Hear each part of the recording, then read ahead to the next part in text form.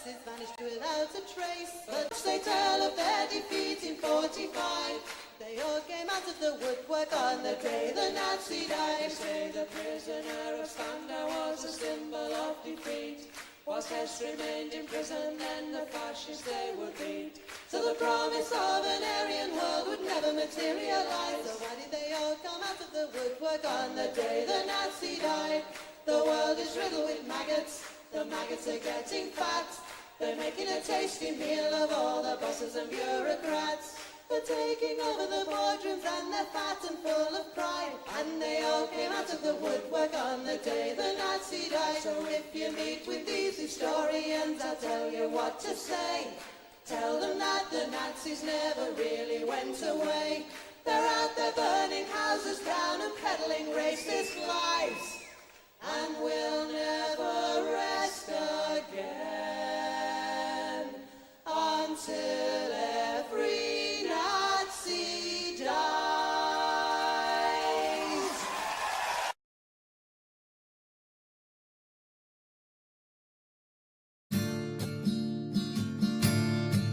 Woke up one morning and there were soldiers. Oh, bella ciao, bella ciao, bella ciao, ciao, ciao. Woke up one morning and there were soldiers. The invasion had begun. Lend me your shoulder, we'll stand together. Oh, bella ciao, bella ciao, bella ciao, ciao, ciao. Lend me your shoulder, we'll stand together. But I feel my time has come, and if I die here for the resistance, oh bella ciao, bella ciao, bella ciao, ciao, ciao. And if I die here for the resistance, you must lay me in my grave among the flowers upon the mountain. Oh bella ciao, bella ciao, bella ciao, ciao, ciao. Among the flowers upon the mountain, let me rest among the brave. Someday the people will pick the flowers. Oh bella ciao, bella ciao, bella ciao, ciao, ciao. Someday the people will pick the flowers, and they will remember my name. This is the flower of the resistance. Oh bella ciao, bella ciao, bella ciao, ciao, ciao. This is the flower of the resistance, and those who died for liberty. This is the flower of the resistance. Oh bella ciao, bella ciao, bella ciao, ciao, ciao. This is the flower of the resistance, and those who died for liberty. This is the flower of our resistance, and those who died for liberty.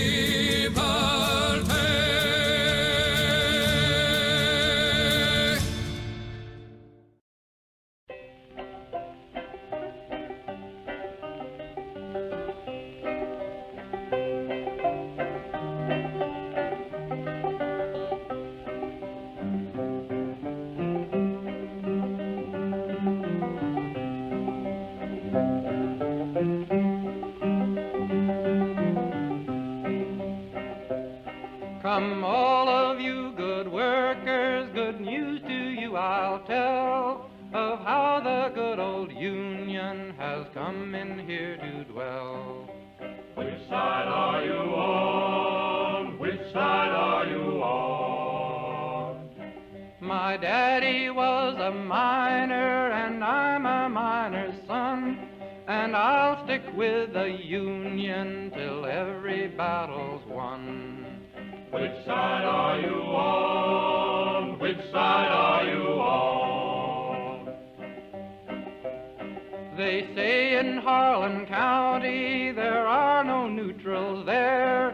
You'll either be a Union man or a thug for J.H. Blair. Which side are you on? Which side are you on? Oh, workers, can you stand it? Oh, tell me how you can. Will you be a lousy scab or will you be a man? Which side are you on? Which side are you on?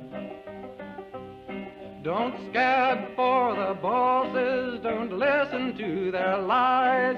Us poor folks haven't got a chance unless we organize. Which side are you on? Which side are you on? Which side are you on? Which side are you on?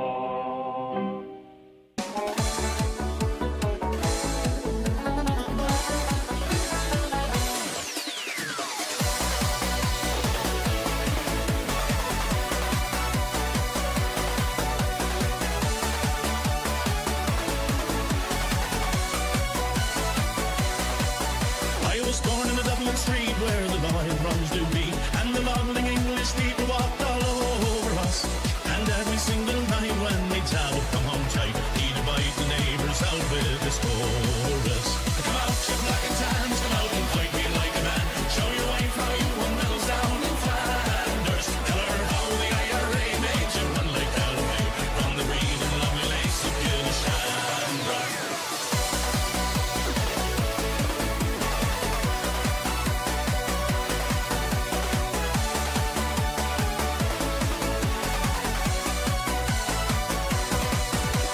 Tell us how you slew them old harems too. Hello there, hello there, hello there everybody. How the devil are we all? I'm very well, I thank you for asking. Now, chat.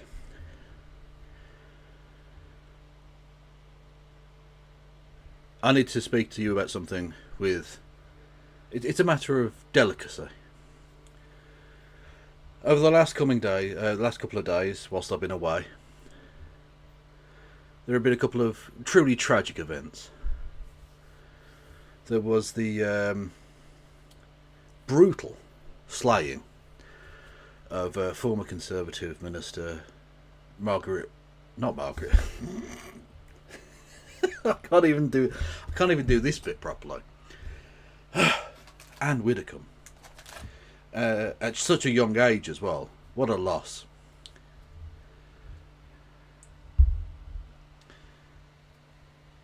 And, of course, we saw the death of a political titan of the United States and the most poorly closeted man in the history of the world, Lindsey Graham, who also passed away. Now,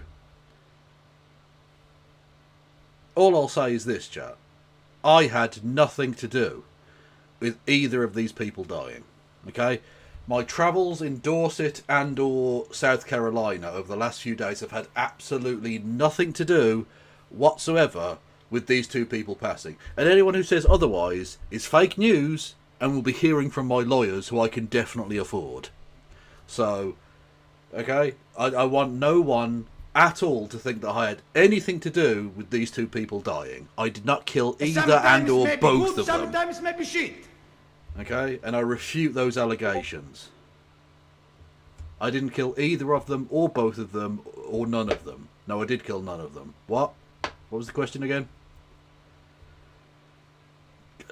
I just happened to be in the area at the time, okay? Like, that's just democracy manifest.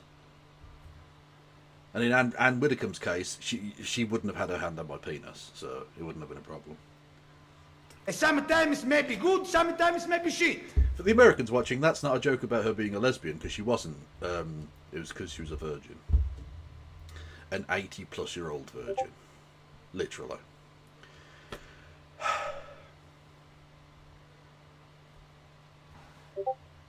And sadly, she will never know.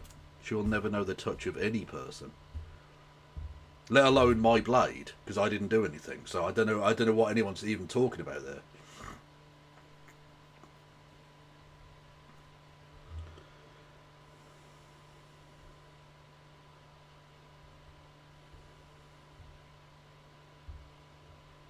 Anyway, anyone making accusations will be hearing from my lawyers. Okay, I'm just saying, I didn't do nothing.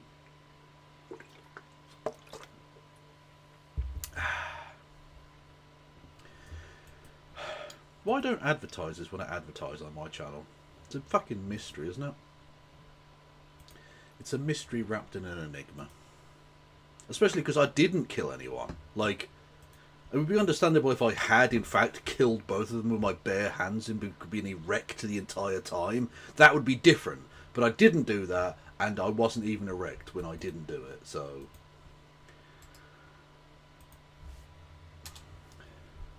But I didn't do it, so it's fine. I don't know why everyone's been so weird about it.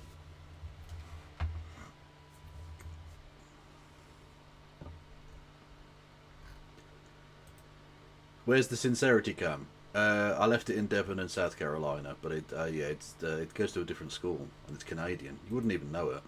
It's fine. Thank you, Carl Brown, for gifting a couple of memberships on the YouTube. Much love to you. And so that's fine to do because I didn't kill anyone, so you can give me money for not killing people. you can financially reward me for not killing people. If you wish to. That's entirely your own business.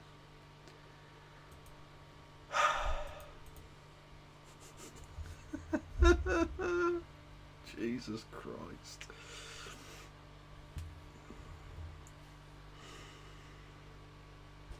The great town of Rotherham has finally positively contributed to the country. Well, no, it already had contributed to the country because that's where Pooak happens.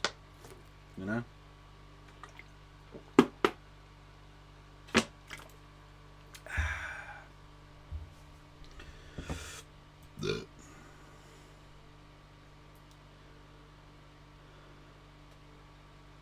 Anyway, yes, you can give me money though if you wanted to in the form of bits and subs, subscriptions. Pooak. If you don't watch the Happy Hour, you won't know that bit. But anyway, what am I doing? Right, award-winning journalism.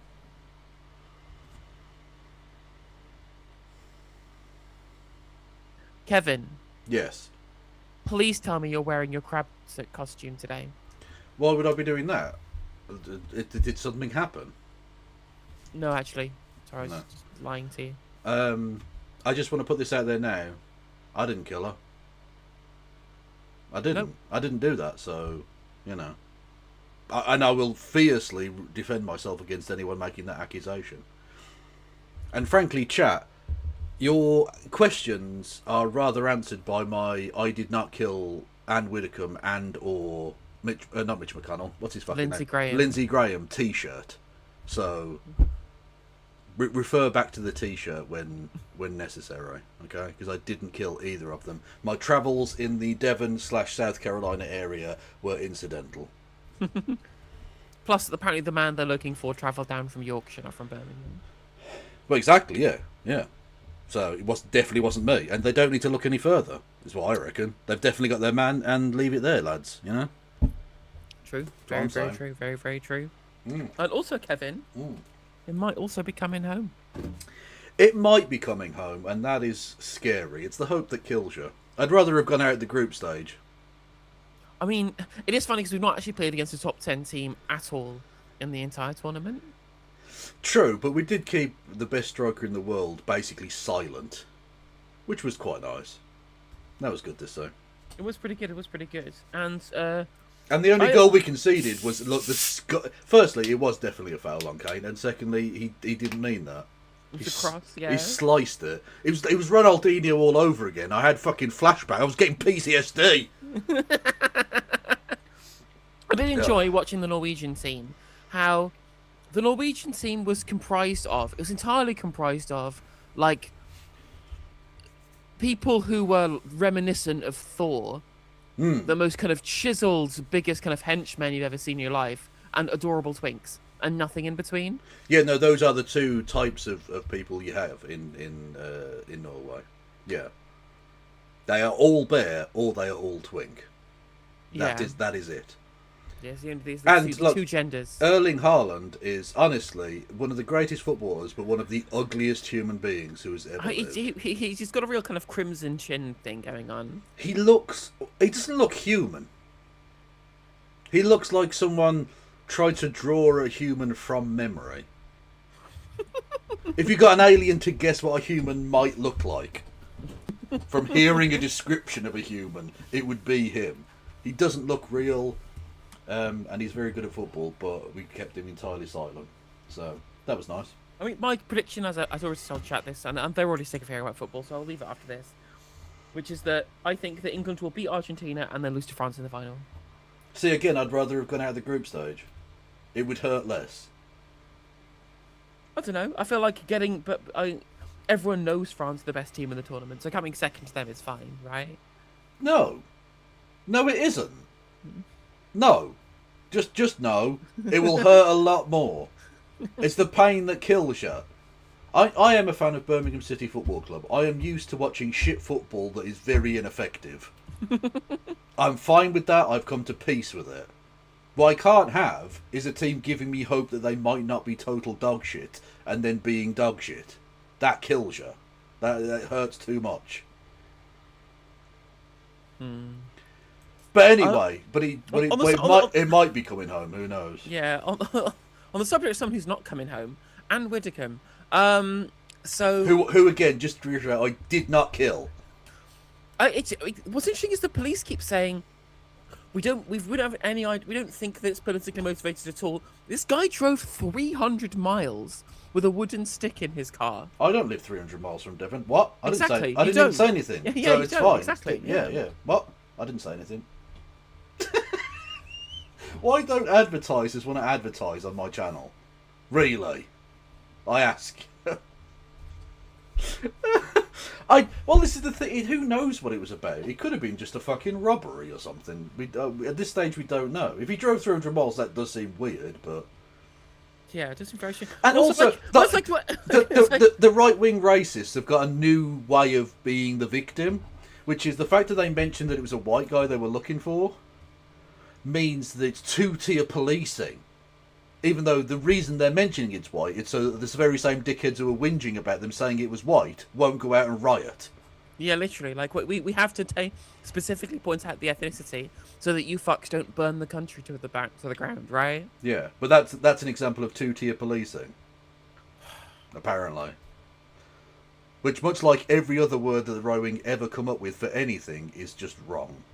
I think the biggest argument there is for it not being politically motivated is that if you were going to do a politically motivated assassination, why would you target the unelected Reform Party Justice spokesperson? Like, it doesn't make any sense. Yeah, it doesn't really. Like, she hasn't been a politically relevant character for a very long time. No, that's why I didn't really kind of feel anything when I found out. It's like, oh. I'll be honest, I did chuckle. But not because I did it, but obviously, but like I did chuckle. I mean, the one that I was resorted to retweeting Anna Kasparian today, which I don't usually do. Well, that's especially grim because one of the reasons I haven't been on for the last couple of days is the depressing fucking reaction to the what do you call it? Your man, the rapist, of which Anna Kasparian's like, Platinum. yeah, no, bitch, he's lying. No, it's fine, whatever. Like, it's just the grossest shit. Honestly, turfism turns you into a fucking lunatic. It really does. It really does. But someone said, "How dare you speak ill of Lindsey Graham?" And she responded with, "Are you offended? Let me clarify. I'm elated he's dead, overjoyed, just like he was elated at seeing countless dead kids throughout the Middle East." And I was like, I mean, when she cooks, she cooks. Yeah, that's true. But what I will say about Lindsey Graham is, you know what isn't dead and what outlived him? The Islamic Republic of Iran. So true. So true. So true. I wonder if he's going to try and get the devil to bomb it. That seems like his go-to play, right? Yeah. Just try and get the devil to bomb Iran. Honestly, the devil's probably like, you know what? I was too rough on Hitler. At least he's got some good stories. This guy's the most... Like, he is the worst closeted gay man that ever lived. Let's just be absolutely honest about that. He is the most obvious gay man who's not a gay man, but he's definitely a gay man that ever lived. Well, I guess he died as he lived, in the closet. Literally. And he probably died, as he lived, thinking about cock. Let's be honest. That's what he was about. Anyway, you certainly have fucking sucked enough of Benjamin Netanyahu's dick. Metaphorically or actually, who knows. Yeah, so I'm glad he's dead. I'm glad Ad Widdicombe's dead. I didn't do it. That's obviously the joke I'm going with, and it will repeat ad nauseum because that's what I do. But yeah, no, I'm fine with that. Like, if you're happy to celebrate wars and austerity that kills millions of people, then you know what? When you pass, don't be that surprised when people chuckle at you. I mean, like, what's really funny as well is the people like Piers Morgan going, for shame on all the people being so vile in response. I'm like, this is the politics that you wanted. We wanted a kind of collective idea of mutual respect to be the political zeitgeist. You called it woke nonsense and decided we should be expunged from the body politic. Well, now you've got the fuck your feelings political zeitgeist that you wanted, Piers, right? This is what you wanted, right? You literally campaigned against a formally inclusive language where we treated people with respect. And so now we're going to dance on people's graves, Piers. Yeah, Well exactly. done. You didn't want a kinder, gentler politics, so I'm not part of the tolerant left. I'm part of the you can suck my balls from the back left. Simple. Literally, we wanted we offered you the Jeremy Corbyn, Bernie Sanders, for the many, not the few, inclusive politics in this country. You said we'd rather have the man who raped kids and the man who essentially campaigned on getting a Brexit done that he didn't want, Yeah. and then decided to lied to the Queen and failed to manage a pandemic properly, right? You wanted this. This is exactly the politics that you wanted. So instead of the Jeremy Corbyn, Bernie Sanders nice politics, you're gonna get the fucking reanimated corpse of Vladimir Lenin. Well done. Cool. Yeah. But there was compromise on the table, and you decided to declare war. Thank you. Well done. Good. You got what you wanted. Yeah. Exactly, yeah. No, you got what you wanted. You said fuck your feelings, so I'm going to. Yeah. Yep, I fucked them good and raw. Exactly. I backshotted your fucking feelings. Cope. Now, on that point, which isn't remotely relevant as a segue, shall we do some award-winning aneurysm? I mean journalism. I don't think there's anything else to cover, unless, of course, you have been enjoying yourself as much as I have, which is laughing at the Starmerites having a collective fucking meltdown over the Andy Burnham coup. Well, yeah, well, look, all I'll say to those people is live by the sword, die by the sword. Or like, oh, did Mr. Judgy Keith get the treatment that he dished out, or could he not stand the heat and go out of the kitchen? Yeah, exactly, yeah, like tough shit. You know, there's no honour amongst thieves. You can't say, no, that's the party I stole. You can't steal it from me. Well, ring the fucking police about it, I guess, bitch. Like, it's over. You're done.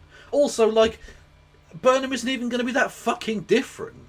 He's just Keir Starmer with a northern accent. I don't know why you're that worried, lads. Again, because he's not their guy, right? Again, it's a cult of no personality. Literally. It is. That's exactly the phrase, yeah. A cult of no personality. Amazing, yeah. And Andy Burnham has a personality, and that's too much, right? But he's a hard left populist, not on like policy grounds, because they don't know what his policy is, because he doesn't know and nobody knows. Purely on the grounds of the fact that he has a northern accent and is approachable. They think that's bad politics. That's not adults in the room. Yeah. And he hasn't even mentioned what his dad did for a living 20 times a fucking minute. So he clearly doesn't mean business. He's not a serious, sensible politician that we need to manage our decline. Thank you very much. It's legitimately the funniest shit you've ever seen. Oh my god! Like, I did a whole video laughing at the people because Lou Haig. Remember we talked about how Lou Haig said she and Burnham have been planning what they're going to do if there was a coup a year ago, and like they're all going, I can't believe they do this. I can't believe there'd be a coup from the background a year in the making. They're evil. They're backstabbing scum. And I'm like, Keir Starmer was plotting the same thing for 3 years. From 2017, he backed Owen Smith against Jeremy Corbyn. He's literally the exact same guy. Yeah, right? Yeah, exactly. It's literally two dickheads pointing at each other dressed up as Spider-Man. That's all it is. Literally. Yeah. Yeah, you live by the sword, die by the sword. Like, you can't join the mafia and then when they attempt to kill you, go, oh no, I thought I just wanted to do the killing, not be killed. Yeah, like... That's crazy. All the people in the CPSU just like... I will use all of the scheming and trickery in the book to make sure the council of ministers are on my side to succeed Stalin. And I am sure there will be no point at which they will come for my neck eventually as well in the same manner as I. Right? Yes, indeed. The fact that Khrushchev lasted as long as he did, given that context, is really quite funny. True, and his obsession with corn was just a bit weird. So true. My guy. Yeah. My guy. Loves corn, loves building mid-rise housing. He's just... likes it rolling back on Stalinist revocation of civil liberties. He's my spirit guide. He really is. Literally, although again, if Daddy Hosier don't like him, then Kev don't like him. You know what I'm saying? Because I'm definitely a Hosierist now for some reason, for the purposes of this joke and only this. And also in the context of Jared Kushner and Ivanka Trump trying to Well, buy bits literally, of yeah. Albania. Yeah, literally. I firmly believe and support the Albanian resistance to American imperialism, island by island. Yeah. Fact. Anyway, award-winning journalism. This featuring a Fabian helmet. Naturally. How could there not be? Is that Nadim Zahawi in an England shirt? What a fucking melter. Oh my god. Oh, okay. Well, I'm sure that'll... Oh yeah, it's right. like I'm an immigrant, but I'm one of the good ones. Yeah, exactly. He wears that as a way of signalling to the racists, like, you kill me last, yeah? Okay, cool. Sometimes may be good, She's sometimes been the may be most shit. powerful woman in government for 2 years.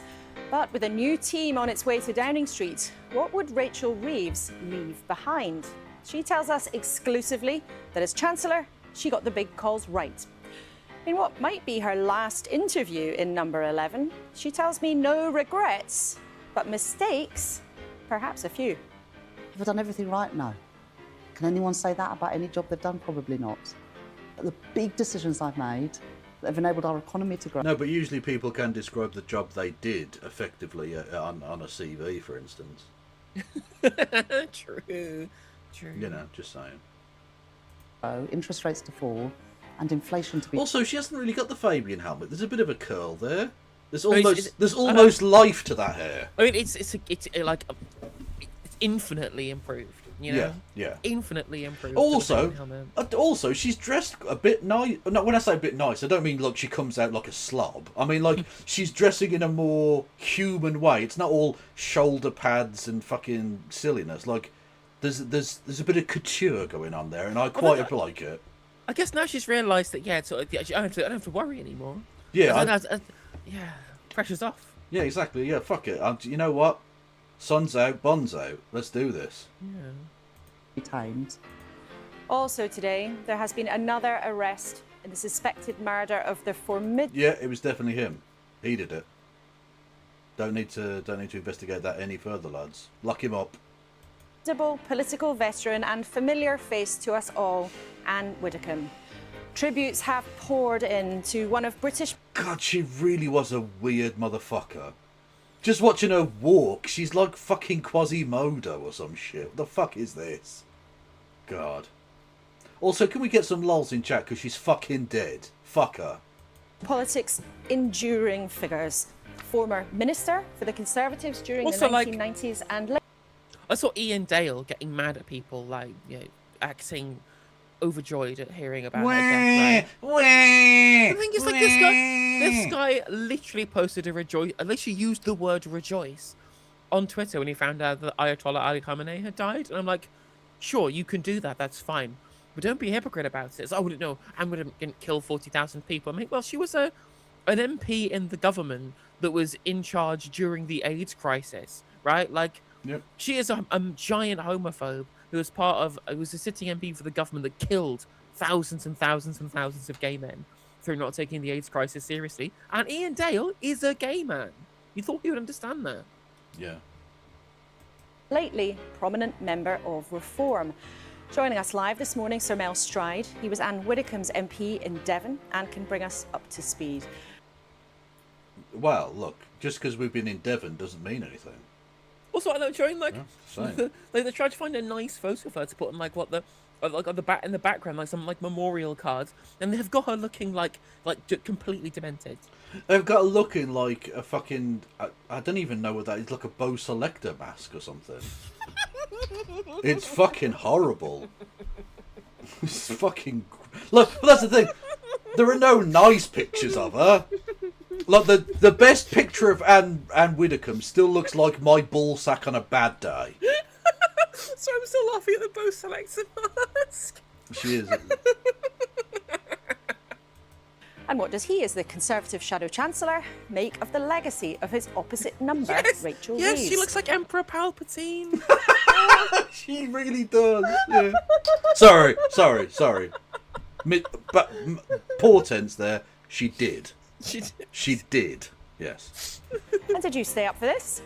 Team at the desk this week, the Catholic Archbishop of Westminster. Don't know what... Oh, I presume they cut that out because the England game was there and they would be copyrighted. Fuck yes. Richard Moss, Labour MP Miata Fambule, who's been busy drawing up plans for Andy Burnham, and a suitably dressed Reform UK and... No, he's not suitably dressed. This is... that I would say that's not suitable attire, actually. A shirt would have done. Just a normal shirt. Or a suit. This is performative wank, mate. Really embarrassing. Former Conservative Chancellor Nazim Zahawi.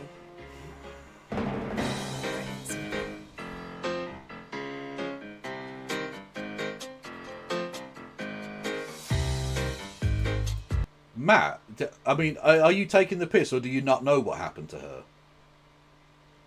I do have to check in my chat. And she was killed.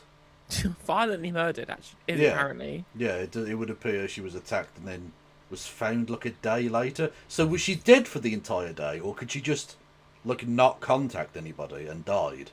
No, there's harrowing messages actually from a Channel 5 producer messaging her with one WhatsApp 3 minutes before she was killed. Literally going, "Let's plan, do a thing. Anne, are you there, Anne? Anne, can you hear me? Missed call, missed call, missed call, missed call." Okay, she's starting to sound a little bit like Alan Partridge. Dan! Dan! No, he can't hear us. He can't hear. Dan! Yeah.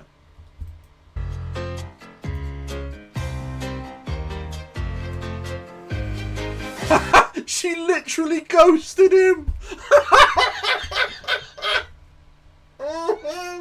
Oh no! We're going to hell. We're actually going to hell.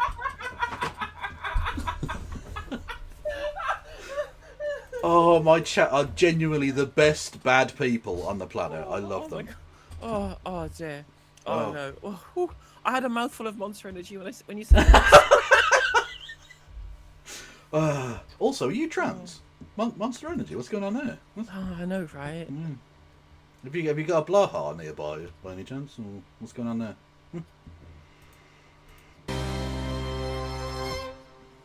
Morning. Let's start, as we always do, with what is making the news. While the first editions of the papers were too late to capture this. Also, okay, I'm just going to say this now, right? Anyone throws fucking beer like that deserves to get punched in the fucking face. Stop being a cunt. Like, I know, like, in theory, right, people, you know it's going to happen, so blah, blah, blah, okay. But just don't throw your fucking beer around. Like, if it gets knocked over, that's one thing. If you spill it, well, but if you're purposely chucking it in the air so everyone gets fucking covered in beer, you're a cunt. Stop it. England's fans celebrating into the early hours after the 2-1 victory over Norway. It was Jude Bellingham's goals that did it for England, but the next challenge is... On behalf of Birmingham City Football Club, you're very welcome. It's fine. You can thank us later. Playing Argentina in the World Cup semi-final on Wednesday. So the headlines are now dominated by that nail-biting win that didn't happen until extra time. Saved by the bell, says the Mirror. Jude Bellingham splashed on the front. Look at this, Jude Bellingham also on the front of the Sunday Times and the Sunday Telegraph. But both of those papers also reporting on the suspected murder of the Conservative MP Anne Widdecombe, former MP, and the police's fresh arrest of a suspect in that case. The Mail on Sunday, though, this morning is reporting that Reform MPs are receiving 24-hour security in the wake of... Okay, here's a conspiracy. Just popped into my head. Maybe Farage had a bumped off. A, to get rid of a rival. And B, so he could get his protection. Oh, I'm under threat. Oh, I'm not sure. I need police escort everywhere. Ooh. I mean, again, as I said, like, all this has done is play into their hands of like, well, I needed this Christopher Harbon money for all the security because I'll get milkshaked again. And I'm just like, we don't even know this is politically motivated yet, right? Also, is he still going to go with the line with "I'm the most targeted politician" now that even one of his own members have been fucking killed? Or yeah, because apparently it didn't matter when a Conservative MP was killed or when a Labour MP was killed. But maybe with his own party being killed, he might like knock that on the fucking head. Who knows? Anne Widdecombe's death. And as we've just heard, there has been another arrest in this case. This time, a 28-year-old man has been arrested in South Yorkshire, 270 miles from Widdecombe's home in Devon. He's being held in custody on suspicion. Let's not look at the equidistance between here in Yorkshire and here in Devon. It's not relevant to anything. Of murder. The police said late last night there was still no information to suggest that her death was related to terrorism, but as a live investigation, they were not going to release any more information for now. Welcome to you here at the desk with me for the next hour. Archbishop, there was a mass held for Anne Widdecombe at your cathedral in Westminster on Friday. She had enough mass of her own, didn't she? You know, what are you holding more mass for? Sarah, I'm a fat cunt. I can say it. I'm allowed, okay? I'll get the fat pass. She was a high-profile convert to Catholicism, and unusually maybe... And ironically, I'm a high-profile deconvert, if that makes politics, sense. someone who wore her faith very proudly. Yes, indeed. I think Anne Widdecombe was someone you kind of saw what you got, and she was always very upfront, very clear. People may not always have liked... You did get what you got. Fucking mental. Yeah. She looked mental and she was mental. 100%. her message, but she had great conviction in what she said. And at this time, obviously, our thoughts are with... Also, just to point out, she joined the Catholic Church because of women bishops, right? Yeah. The ordination of women bishops in the Church of England. So she was so sexist, she went, you know what? I'm joining the pedo club. Let's go. I mean, it's like a reverse Henry VIII. Henry VIII created his own religion so that he can have multiple wives because of how much of a philanderer he is. Mm. And Anne Widdecombe has to go back from that church to a different church because they're too good to women now. Yeah. Actually, an interesting one. The priest who had my senior school, high school for Americans, was a lovely Welshman, actually. But he had a wife, which was always mental to us because he's a Catholic priest. What do you mean he's got a wife? He converted to Catholicism for the exact same reason. And we were like, oh, you converted? Oh, that's interesting. Why was that? And then he told us, and we hated him. Because, like, well, you're a prick then, mate. What the fuck's wrong with you? Like, yeah. With her friends, her family, all those who will be missing her right across the political spectrum and beyond. And you mentioned the Mass at Westminster. I mean, that's always our first response to the death of anybody is prayer. And so I was very pleased that the cathedral staff yesterday were able to celebrate Mass for the repose of her soul. Well, firstly, her soul has already travelled southwards. We all know that. And secondly, I hate this, like, oh, she had great conviction. Hitler had great conviction. I don't fucking care. That if you believe evil shit, you can believe it as sincerely and passionately as you like. You're a cockhead. That's it. Yeah, but as Mr. Lovegrove points out, Pol Pot's very upfront character who had plenty of convictions. Literally, yeah. And Nadeem, you were a Conservative colleague of theirs, but also then, like her, somebody who went from the Conservatives to Reform. And what will you remember of her? She was always warm, courteous. She's not anymore. Oh! Don't set it up, Nadeem. Don't fucking do it, mate, because I will bite. That is a red rag to a very, very infantile bull. Kind. I always judge people by how they behave towards the sort of the new boys and girls In Parliament. Well, actually, tell you what, Nadeem. Actually, I will judge people by the way they behave towards gay people and minorities. Actually. Yeah, true. And she behaved abysmally because she's a cunt. Sorry, was a cunt. No person who worked as a cunt. A cunt. A cunt. Some will ignore you, others will see you as a threat. And a good point in chat. Her soul is very, very warm though right now, like almost like it's burning. Literally in fire, a lake of fire. Cryptic, I know. Didn't have any of that. She's quite the opposite. Incredibly kind. What the fuck are you talking? You do realise like the things she said and believed were recorded, so we know that the thing you're saying now is not true. Nadeem, no? Okay, cool. Always had a... Like, if you're just going to make any shit up, just go for it. She was actually the heavyweight boxing champion of Paraguay between 1976 and 1982. Like, fuck it, go for it. Why not? A kind thing to say, whether because she thinks you've done something well, or, as we all do, go through, peaks and troughs, as you know, in politics. And so it's heartbreaking what has happened, and I guess it puts in perspective, what is happening in our sort of political discourse, and I think it's incumbent on all of us to just reflect. Okay. Okay. Interesting. Maybe you should have a word with your boss. Yeah. Maybe have a word with your boss, Nadeem, about incendiary rhetoric, shall we? Perhaps. It's very, very sad for us in reform. Let's then come to some of that political discourse. We're going to hear at length from Rachel Reeves about her time as Chancellor. Briefly, Nadeem, you were Chancellor. What's it like to walk out of number... When you say briefly, Nadeem, you mean you want him to speak briefly, because that could also be just a description of the amount of time he was actually Chancellor. So you didn't make that very clear as a journalist. Did he make a single decision as Chancellor? Yeah, smart casual Thursdays. Which clearly he didn't adhere to today. No, well, clearly. Starmer furious. Yes, Starmer in absolute seething with rage. We said smart casual, goddammit! This is not dress down Sundays.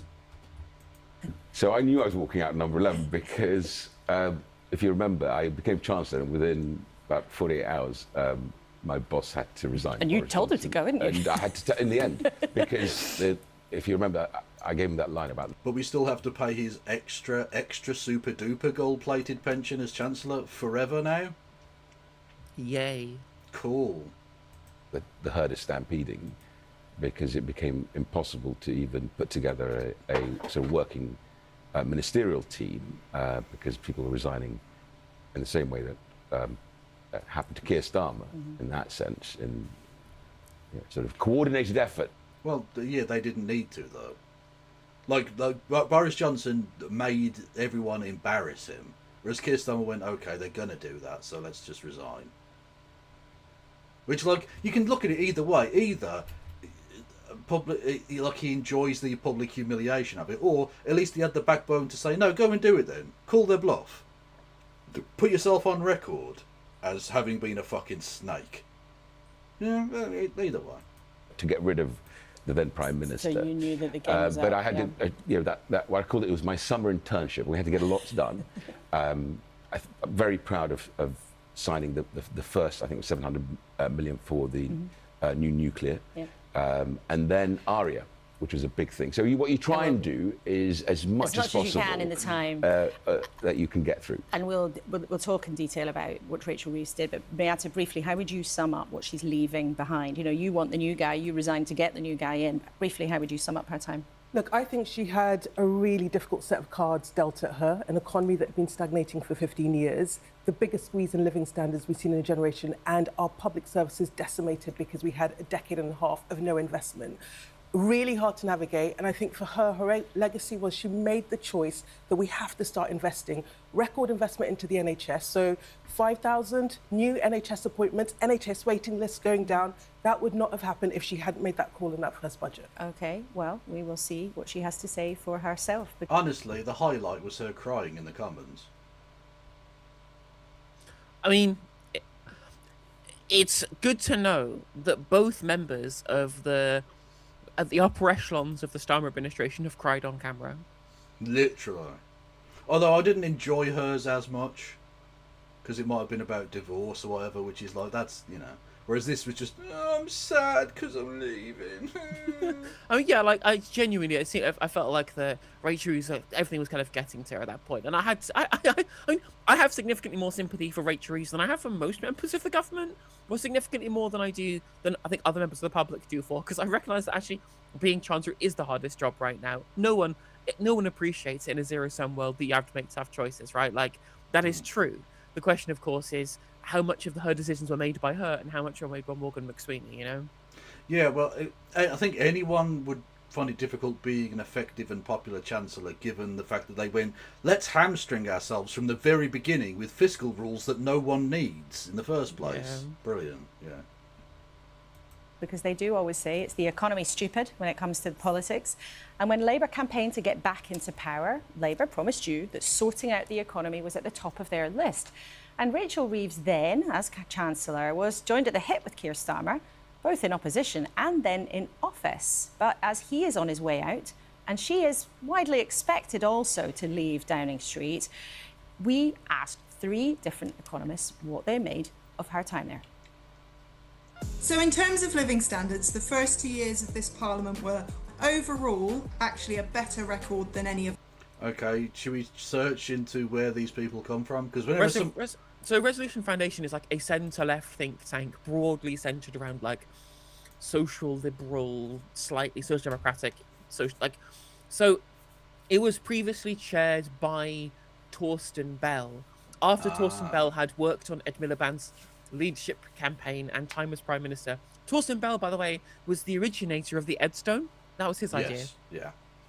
So it's broadly Labour aligned, like they do some good work, they do some bad, like do some like tedious like lib shit, like they are aggressively fine. Yeah. Because whenever someone says economist, I just think, oh, so it's a capitalist cunt. Neoliberal, yeah. Because it almost always is.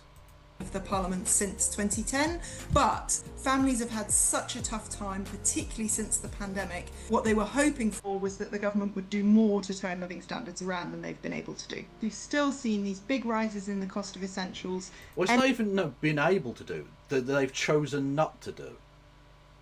Because again, they hamstrung themselves with fiscal rules that didn't, like, they act as if it's concrete, like it's a natural law. No, you just made those up. Yeah. You could just not do that. And you can justify to people by saying the fucking thing has changed. Also, we didn't know the fucking Ukraine war was going to drag on. We didn't know the Iran thing was going to fucking kick off. Like, we can't plan for that. Things change. We need more fucking money. End of. Also, Mudkip gal, why are you saying I'm brain broken? What prompted you to describe me as brain broken? I mean, I am. It's true. I am brain broken. I was just wondering where that outburst came from. Yeah, that does seem a bit rough, but...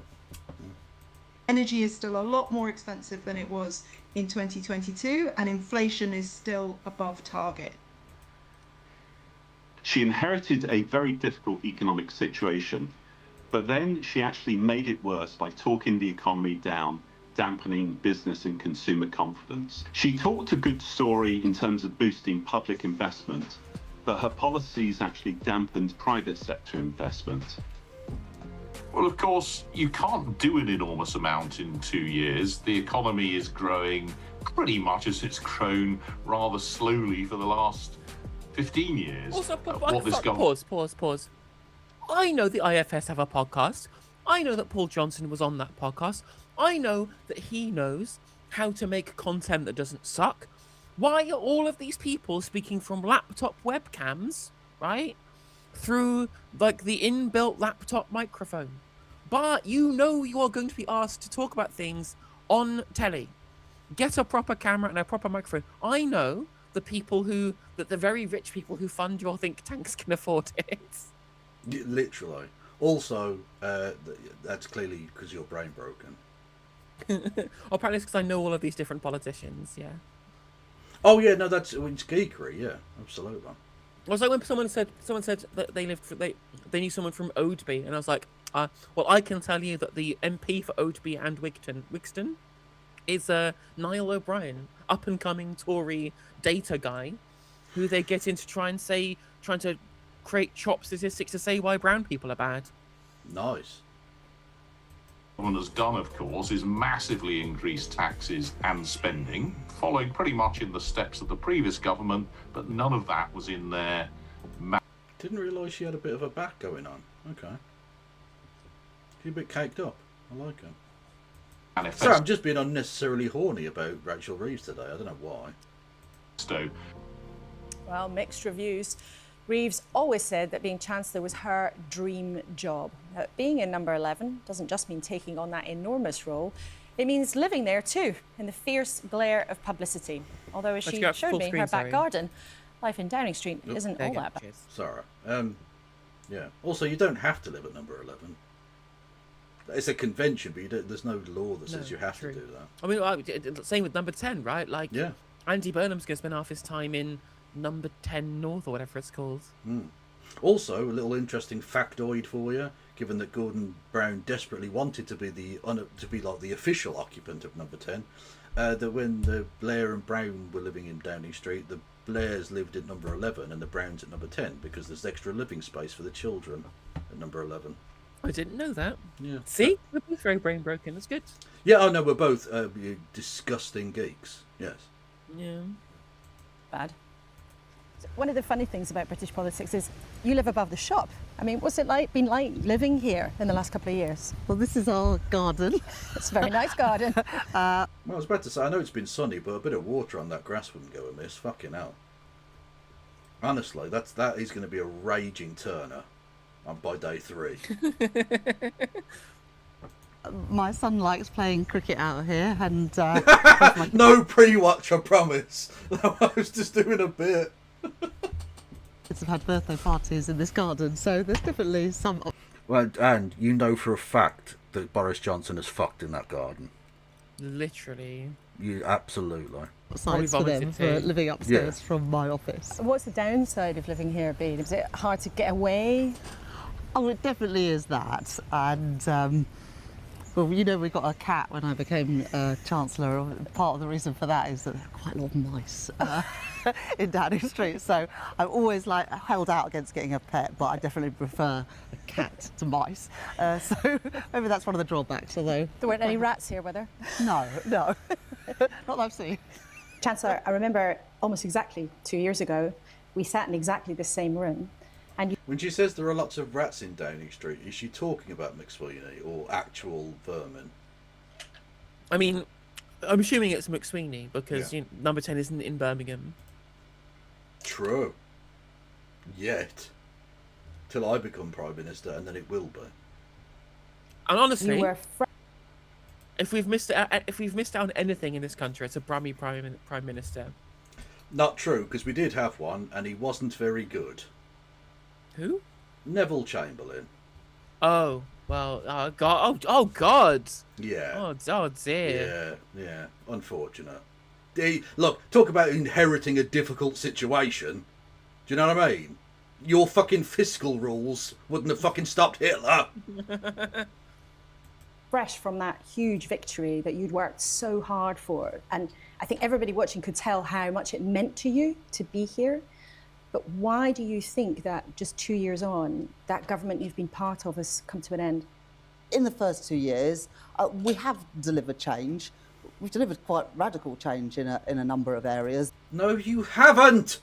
Don't lie! It's not to say they've done nothing. There are some areas where they've done okay. The NHS is in a better situation. The economy's okay. It's not radical change. Don't piss down my back and tell me it's raining. Well, like, the thing that is so frustrating about the government is the fact that the big promise in the run-up to the election was the idea of change and how big the things would change, and that's just not materialized. Because again, what they also did is had this double speak to the public, right? They knew they had to win over people on the fringes who needed radical change because they were financially and politically very unstable. Yeah. But they also had to promise change to the centrist, well-off, upper middle class metropolitan types who didn't like the Tories, not because they weren't good enough with the economy, because they were fine with the economy. It was how they behaved politically. So they did this thing of saying, well, we're going to do change by being stable. Yes. Stability will be the change. And you can't have stability and radical change at the same time. Those two things are incompatible. So by promising those two groups differing ideas and then delivering essentially neither, all of these groups have felt unhappy, although the stability with the change group clearly are feeling happier, as those are the people who really, really, really like Keir Starmer. Literally. Also, I'm about to get even geekier with you. Someone points out, quite rightly, Antifa Vegan Boy says, the Speaker's chair was designed in Birmingham, so there's always been a piece of Birmingham in Westminster. That is literally true. But I can add the geekery here. Each part of the furniture of the House of Commons was donated by a member of the Commonwealth. After the war, the Commons had been bombed. Actually, the Lords had been bombed as well, but they basically just rebuilt that as it was. Whereas the Commons is radically different in terms of its layout. It used to have pillars and stuff. And so they rebuilt it all with the seats. And so the behind the Speaker's chair, it literally has carved into it ornately, this is a gift to Britain on behalf of the nation of Australia. Well, there you go. Yeah. Because we're a very normal country that forces our colonies to give us furniture. It's just a thing we do. Yeah. There's a number of kids we've lifted out of poverty, the infrastructure investment in energy and transport that's now going ahead and properly funded. And we've been able to do that because, as I kept saying during the general election campaign, and since I've become Chancellor, you have to build growth and change on that rock of stability and trust that I've managed to return to our economy. But people are impatient for change. I mean, she's literally doing it. She's literally doing the doublespeak right there's exactly what I just pointed out. Yep. She said, well, we were changed because we delivered stability, but people out there want radical change. I'm like, these two things are incompatible with each other. Pick a lane and stick to it. Either govern for the fringes or govern for the centre. You can't do both. Yeah. Indeed. Couldn't they have just rebuilt it with better electricity? I mean, not really, because the number of MPs was increased and stuff, so it was felt better to have an airier environment. I'm impatient for change, and I totally get that people want to see their lives changed faster, and that will be the job for Andy Burnham when he becomes a Prime Minister of our country in just over a week's time. You don't sound like you're confident he's going to keep you on, Rach. Sounds like you're resigned to having to resign. What's interesting is, right, it would calm the markets if Andy Burnham kept Rachel Reeves on, Yeah. But he knows full well that he can't do it because she's literally the most hated politician in the country. Her approval ratings are lower than Keir Starmer, which is crazy. Her approval ratings are lower than Keir Starmer with Labour members. Labour members hate her as well. Yeah. Whose dog is that? Oh, that's my next door neighbour's dog. Apologies, the window has to be open. It is a little cooler today, but it's still not pleasant. I thought this is an ideal summer day today in terms of temperature. Fair enough. But he's becoming Prime Minister because of the majority that we secured, and I also know because of the work that I have done, Andy will take over an economy that is much stronger than the one that I inherited from the Conservatives just 2 years ago. Inflation is expected to go up again. The Bank of England's warned that interest rates might have to go up again too. And that most fundamental measure of the economy in people's real lives, unemployment, that's been going up in the last year or so too. And some of the things you're leaving behind are going in the wrong direction. I do not accept the premise of that at all. If you look at the economy compared to the one I inherited, we are in a much stronger position. So since I've become Chancellor of the Exchequer, wages have risen faster than prices in every single month for 24 months now. If you look at inflation, it reached double digits under the Conservatives. Inflation today is lower in the UK than it is in the Eurozone or in the US. But the most important measure, I think, is how quickly the economy is growing. And I think if someone has said to me or to you 2 years ago... To me, to you, to me, to you. The only time I believe in living memory that a comedy duo's catchphrase has been turned into a game show. Was it turned into a game show? Yep. There was a Chuckle Brothers game show called To Me, To You. Oh, God. I know they did a comedy rap song. With Tinchy Strider, did indeed. With Tinchy Strider. And when I remember seeing that, because I didn't know about that, and someone in chat told me, and I was like, it was like 5 years after it had been made. I think Barry Chuckle might already have been dead. And I watched it on stream live, and I don't know that I've been more shocked and amused and just crying with laughter. It's the dumbest thing I've ever heard. Anyway, yeah, go check that out. Big ups. In 2 years, you can be the fastest growing economy in the G7. And I think a lot of people would have said, well, good luck with that. But actually, that is what the most recent data show. And there are more people in work than when I became Chancellor. Some of the most recent numbers on disposable income, what people have to spend, actually shows that disposable income has been going down.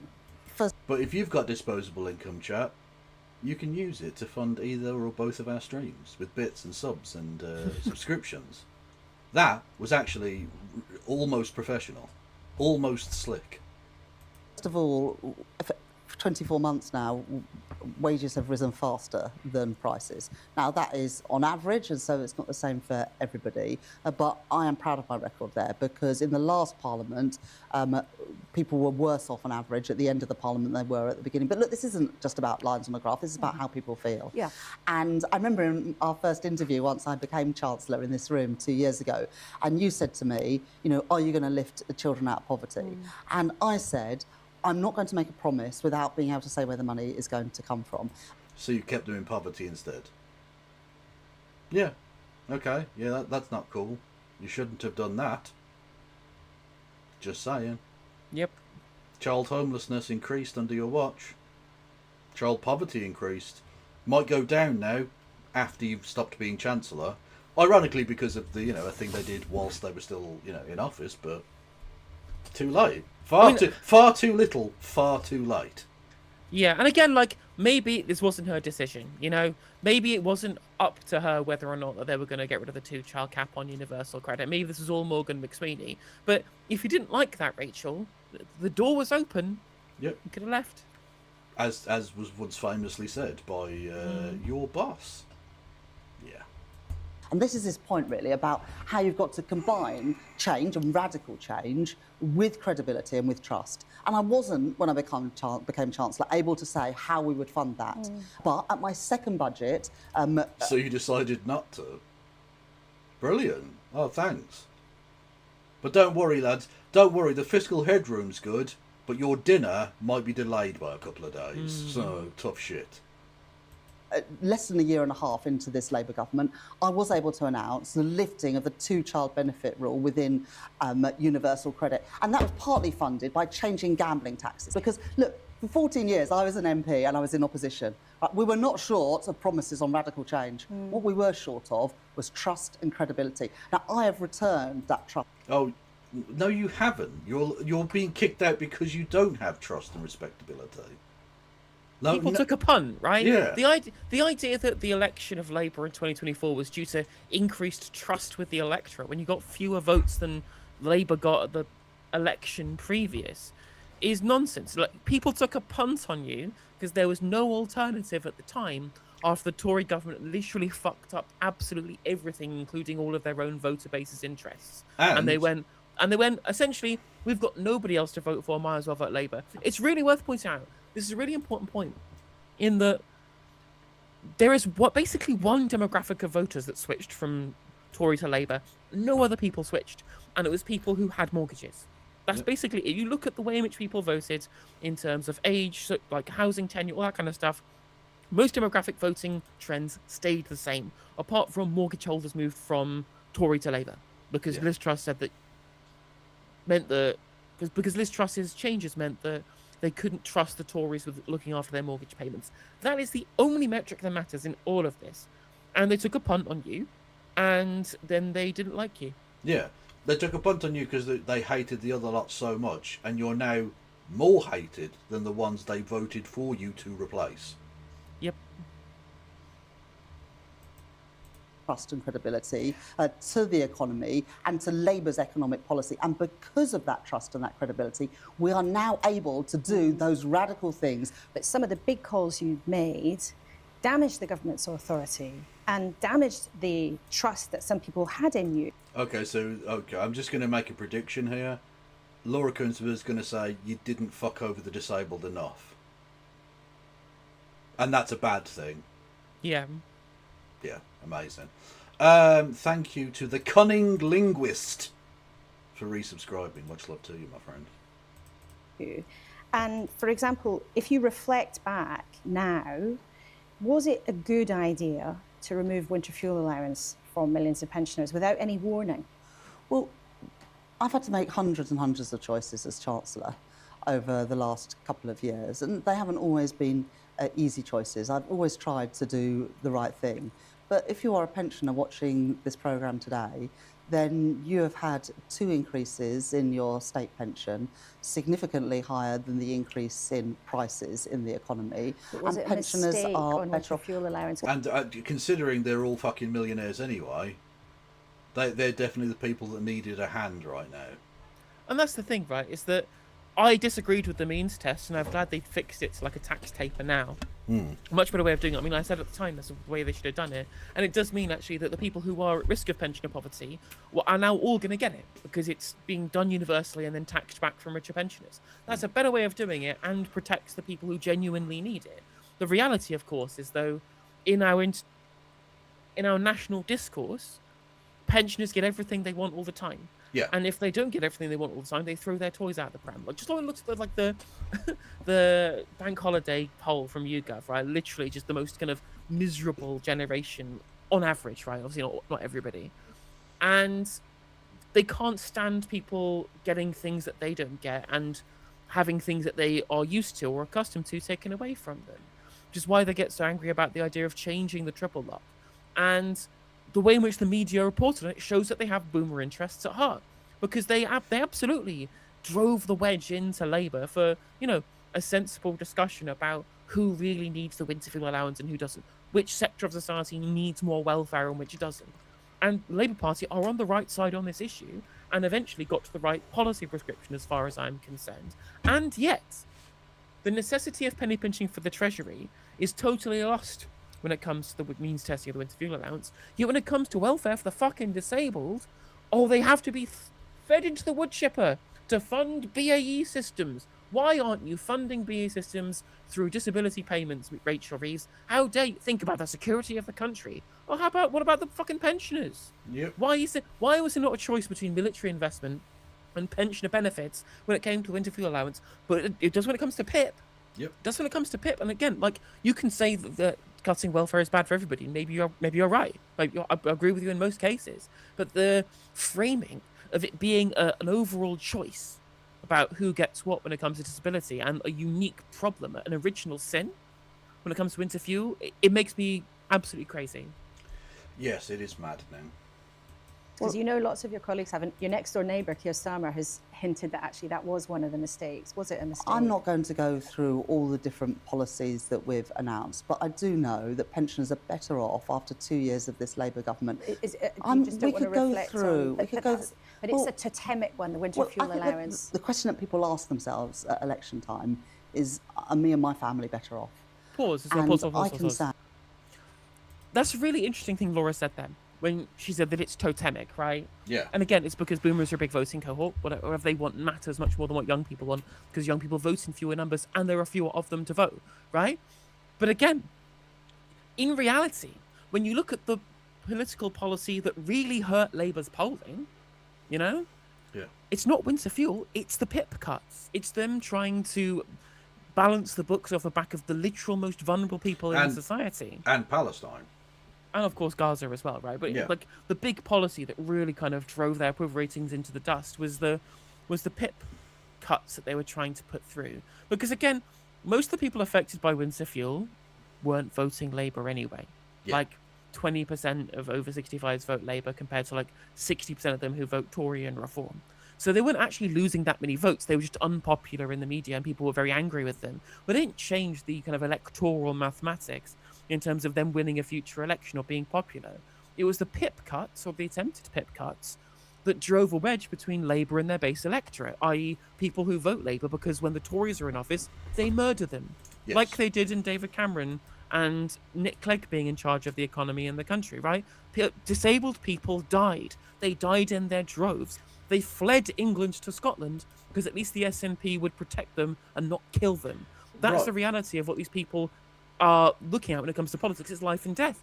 They looked at a Labour Party that said, we don't care if you live or die, and said, no, that's it. I'm never voting for you again. And that was what was actually the turning point, because it meant the Labour base deserted them. I'm not going to let you do my boy Clegg dirty like that, okay? 5p bag tag, bitches. I don't know what more you fucking people want. My favourite part of the 5p bag tax story, by the way, on the subject of welfare, is that Polly Mackenzie, who was the strategist who tweeted this out, right, married Yeah. to Nick Tyrone from The Spectator, she was like, well, we did this on the eve of conference change to swap harsher benefit sanctions for the 5p bag tax, right? Oh, but it doesn't matter. People are angry at me with this, but it doesn't matter because the welfare cuts we agreed to were ruled illegal anyway, so they never happened. I'm like, that's worse. Yeah. You agreed to cuts that were so awful, they were literally illegal. That's what 5p bags were worth to you. Illegal shit, right? Yeah. It's like, well, actually, turns out we couldn't just put people into a mincing machine, and so our mincing machine trade was absolutely fine. Honestly, if they'd have offered them a 10p bag tax, they would literally have allowed them to open up, like, disabled Auschwitz, Dachau. right? Yeah. Yeah.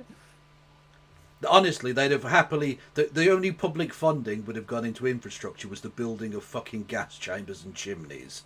Literally, that's literally, yeah. The amount of blood that George Osborne has bathed in so far, I wouldn't put it past him. Yeah. Imagine what they would have done for skills wallets.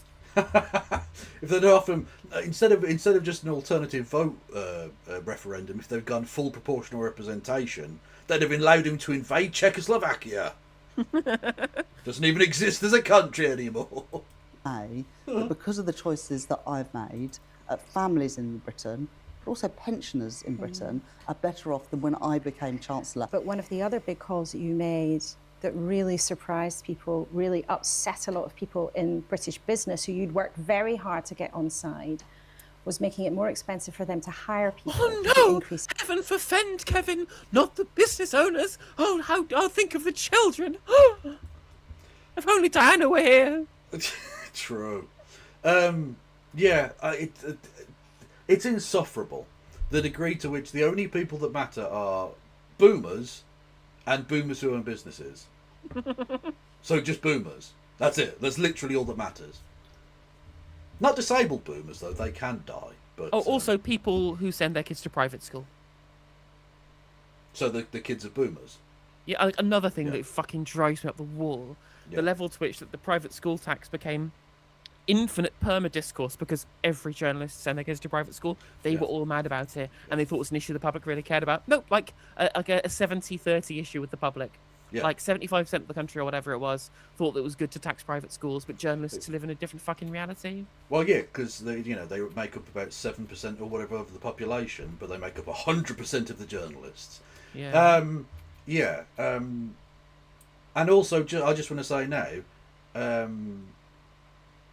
people annoyed that some private schools had to close down. Firstly, capitalism red and tooth and claw. You can't get people to pay the increased money. Tough shit. And secondly, you can thank us later, because without the Green Party, they wouldn't have done this. Really, I don't think they wouldn't have followed through with it in the way they did. And we just saved your children from becoming absolute monsters. Literally. So you're welcome. You're welcome. Now your little sprug doesn't get bombed by the fucking Sultan of Brulei's great nephew. Like, I call that a win, you know? Well, the funny thing as well is like all these 800-year-old private schools closing their doors. When first of all, they were losing students already. They were already in the red. Yeah. Second of all, if they've been around 800 years, at some point then they might have learned how to budget properly. Well, you know what? Too many lattes. Too much avocado. Too much embossed notepaper. Literally. Yes. Thank you to whoever rated in. My Left Eye. Everyone go and follow My Left Eye immediately. Do it. That's an order. Yes. In national insurance for employers. Reflecting back, is that still the choice that you'd make today? Because we know that the number of vacancies in the economy has gone down. Multiple businesses say that they've had to either get rid of staff or not take on new staff because of that change, and that's Laura, affected growth. There are more people in work today than when I became Chancellor. And we had the fastest rate of growth in the G7. And there are fewer in the job most vacancies, and quarter. unemployment's been going up. Well, the most recent data showed unemployment rate But actually come down. unemployment is higher Laura, than it was when you moved. there are more people in work today than when I became Chancellor, and the economy grew faster than the United States, than Canada, than France, and Japan, Italy and Germany. Okay, but what about the Penguins? How are they doing? Because they won that trade war definitively, hands down. So I want to see the numbers from the Penguin Island. Yeah, so My Left Eye Raiders, this is the kind of analysis you will be getting from me. I started off by doing a joke where I was sort of intentionally leading people to the conclusion that I might have murdered a former member of Parliament. But I didn't. According to the most recent data. So there are more people working, and the wages that people are taking home are higher than when I became Chancellor. And what do you think happened to that money? The money that we raised by increasing national insurance, it went into our National Health Service. And look, my job is making choices. And I had to decide whether I was willing to put up with an... Honestly, fuck, marry, kill. Go. Well, I mean, oh God, oh no. Yeah, and you can't back out of it. I have laid the gauntlet down. Show yourself to be a coward, or answer the question. I'd probably have to marry Rachel Reeves, which is like, that's not a good start. Okay, which means as a lesbian, you have to fuck one of the two men there. Okay. Literally. Okay. Oh, I bet I could hate fuck Wesley. And then, of course, you know... He's androgynous enough that if he puts on a voice, I reckon you could probably just about... I just like, think of all of the people that he, like, whose blood he's swimming in, and just, like, you know... Mm. Yeah, and then, of course, the man who is responsible for all of the blood clearly is the one that I would not want in the corporeal realm any longer. Okay, I'm just thinking, look at it this way, though. You could marry Keith, knowing that it would be an entirely sexless marriage because he'd be bombing Ukrainians, so you'd be fine. No, there would be no conjugal requirements from you. You could get with Rachel Reeves, who's, you know, not the worst looking girl in the world, which then leaves you to finish off Pancreatic Cancer's job. Was it pancreas? I can't remember. Oh, it's kidney. Kidney, whatever it was. Yeah, there you go. NHS waiting list. Yeah, it's why I always joke that we were 500 votes and 1 kidney short. Literally. Fast approaching 8 million, or whether I wanted to bring them down. And I made a choice that I wanted to bring those down, but I had to find the money to be able to pay for it. And you've argued clearly why you made those decisions, but I just wondered, do you regret any of those decisions? Because look, it is the case, and there's huge amounts of evidence from businesses in this country that they feel that... Can we talk about Binface? What's there to talk about? Like, it's... Yeah, he's running. Okay. That's it. He's a joke candidate, and that's fine. But that's like the end of it, really. I mean, the one thing I will say is that now that he has stopped becoming a joke candidate and a bunch of people are getting behind him, that is what Farage wants. Like, Binface will become the establishment inexplicably. The more that, like, gaggles of centrists gleefully get behind him. Yeah, exactly. Yeah. Those choices made it harder for them to take on staff, harder for them to grow, harder then for them to pay the taxes that would go to the things like the NHS that you so passionately believe in. I am absolutely certain if we could go back 2 years, there are choices that I made that would be different. But look at the big picture, look at the plan, look at the strategy that I have been pursuing. And that strategy was to return stability to the economy, to enable interest rates to come down. We are growing for the first time and seeing productivity growth in our economy at rates we haven't seen for a long while. The other thing that's been growing, though, is the country's debt. Now, you believe and you've argued passionately that you made the right big calls. But are you, as a departing Chancellor, potentially, worried about the level of this country's debt? Is that a concern to you? Well, of course. I mean, debt is approaching the same size as our entire economy. That is what I inherited as a Chancellor. But when I became Chancellor, I changed the fiscal rules that govern how much you can borrow and spend. And what we did with those fiscal rules, and this was a big change and probably the most fundamental that I've made as Chancellor, it freed up £120 billion to invest in nuclear energy, in road and rail projects, particularly in the north of England, in digital infrastructure so that we can seize those opportunities. As a result, we are investing in infrastructure in a way we haven't done as a country for a long time, and that is crucial. But if you look at the overall debt, the debts of this country, since you walked into this building, has gone up. Now, I made the prediction earlier, and I sense the train coming down the track of reality here that she's going to say you should cut benefits to get rid of the debt. Is what I'm going to predict. know before you say it that it is forecast to come down by the end of this Parliament. And before that, but the truth is, and I think it's really important for people to hear this, the debt is forecast to be higher in 2029 than it was in 2024. And if you look at the long term, you know, just in the last couple of weeks, the official number crunchers, I know you have huge respect for them, they've put out a big warning saying the debts of this country is on a path that's unsustainable. Yes. And it's gone up on your watch. There is a difference, Laura, between borrowing to invest and borrowing to fund day-to-day services. A little bit like the difference between borrowing to pay for the weekly shop and borrowing to buy a house. We are not a household economy. Stop Look, I have to budget because I don't print my own fucking currency. So I have to budget very strictly. You have a lot more leeway, literally trillions of pounds of leeway potentially.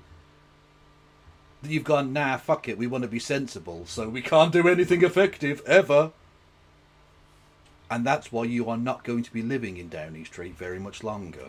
Yeah. And it is perfectly reasonable to borrow to fund infrastructure investment that will have a payoff over years and decades to come. No regrets. No, I think the most important thing that I've done as Chancellor is to change the fiscal rules, which has enabled us to invest once again. We are building new hospitals, we are rebuilding schools whose roofs were literally crumbling in because of concrete problems. Have you not thought about what the bond markets might think of children studying in safety, Rachel? Not very fiscally sensible to not have children crushed to death. You know what's frustrating me, right? Like, I read an article from the Telegraph today discussing a speech done by the government's, like, counter-terrorism advisor, that fucking freak who said that trans people were a Russian psyop or whatever. Yeah. And he basically said a bunch of people in this country are happy to watch terrorism because their brains have been scrambled by Gaza. And I'm like, no, we are the only people thinking clearly. We're the only people thinking rationally about the situation because the entire political class have come together and essentially said, actually, not very adults in the room to oppose the child slaughter machine. In fact, all of the adults here all agree that there must at least be some amount of child extermination. Otherwise, it's student politics. Exactly, yeah. You're not being very sensible by opposing the industrial child slaughter machine, are you? No, our brains haven't been scrambled by Gaza. Like, your brains are just scrambled, like perma-scrambled, right? Especially by Zionists. Zionists have so embedded themselves within the establishment that it's basically impossible to be a quote-unquote sensible whilst doing anything but going, oh, Israel gets a free hand. Yeah, exactly. 100%. So hearing stuff like that, and people trying to convince me that I'm the one that's crazy, yeah. I genuinely like don't know how I can function in society when the people who are in charge see things so fundamentally different to the way I do, and clearly so different to the way that the rest of the country does. Is the majority of the country, overwhelmingly so, like there's like 50% to 17%, believe that what's been committed is a genocide. Yeah, absolutely. And our politicians won't even admit it. Someone says, I reckon after she's no longer pregnant, Kev should slip her digits. You know what? If she wants to, slide into my DMs, Rach.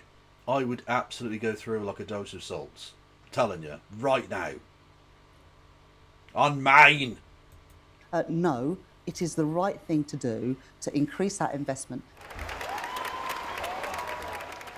I remember watching the images of you walking into the Treasury for the first time, and you made a speech to the staff who were all assembled there to greet you.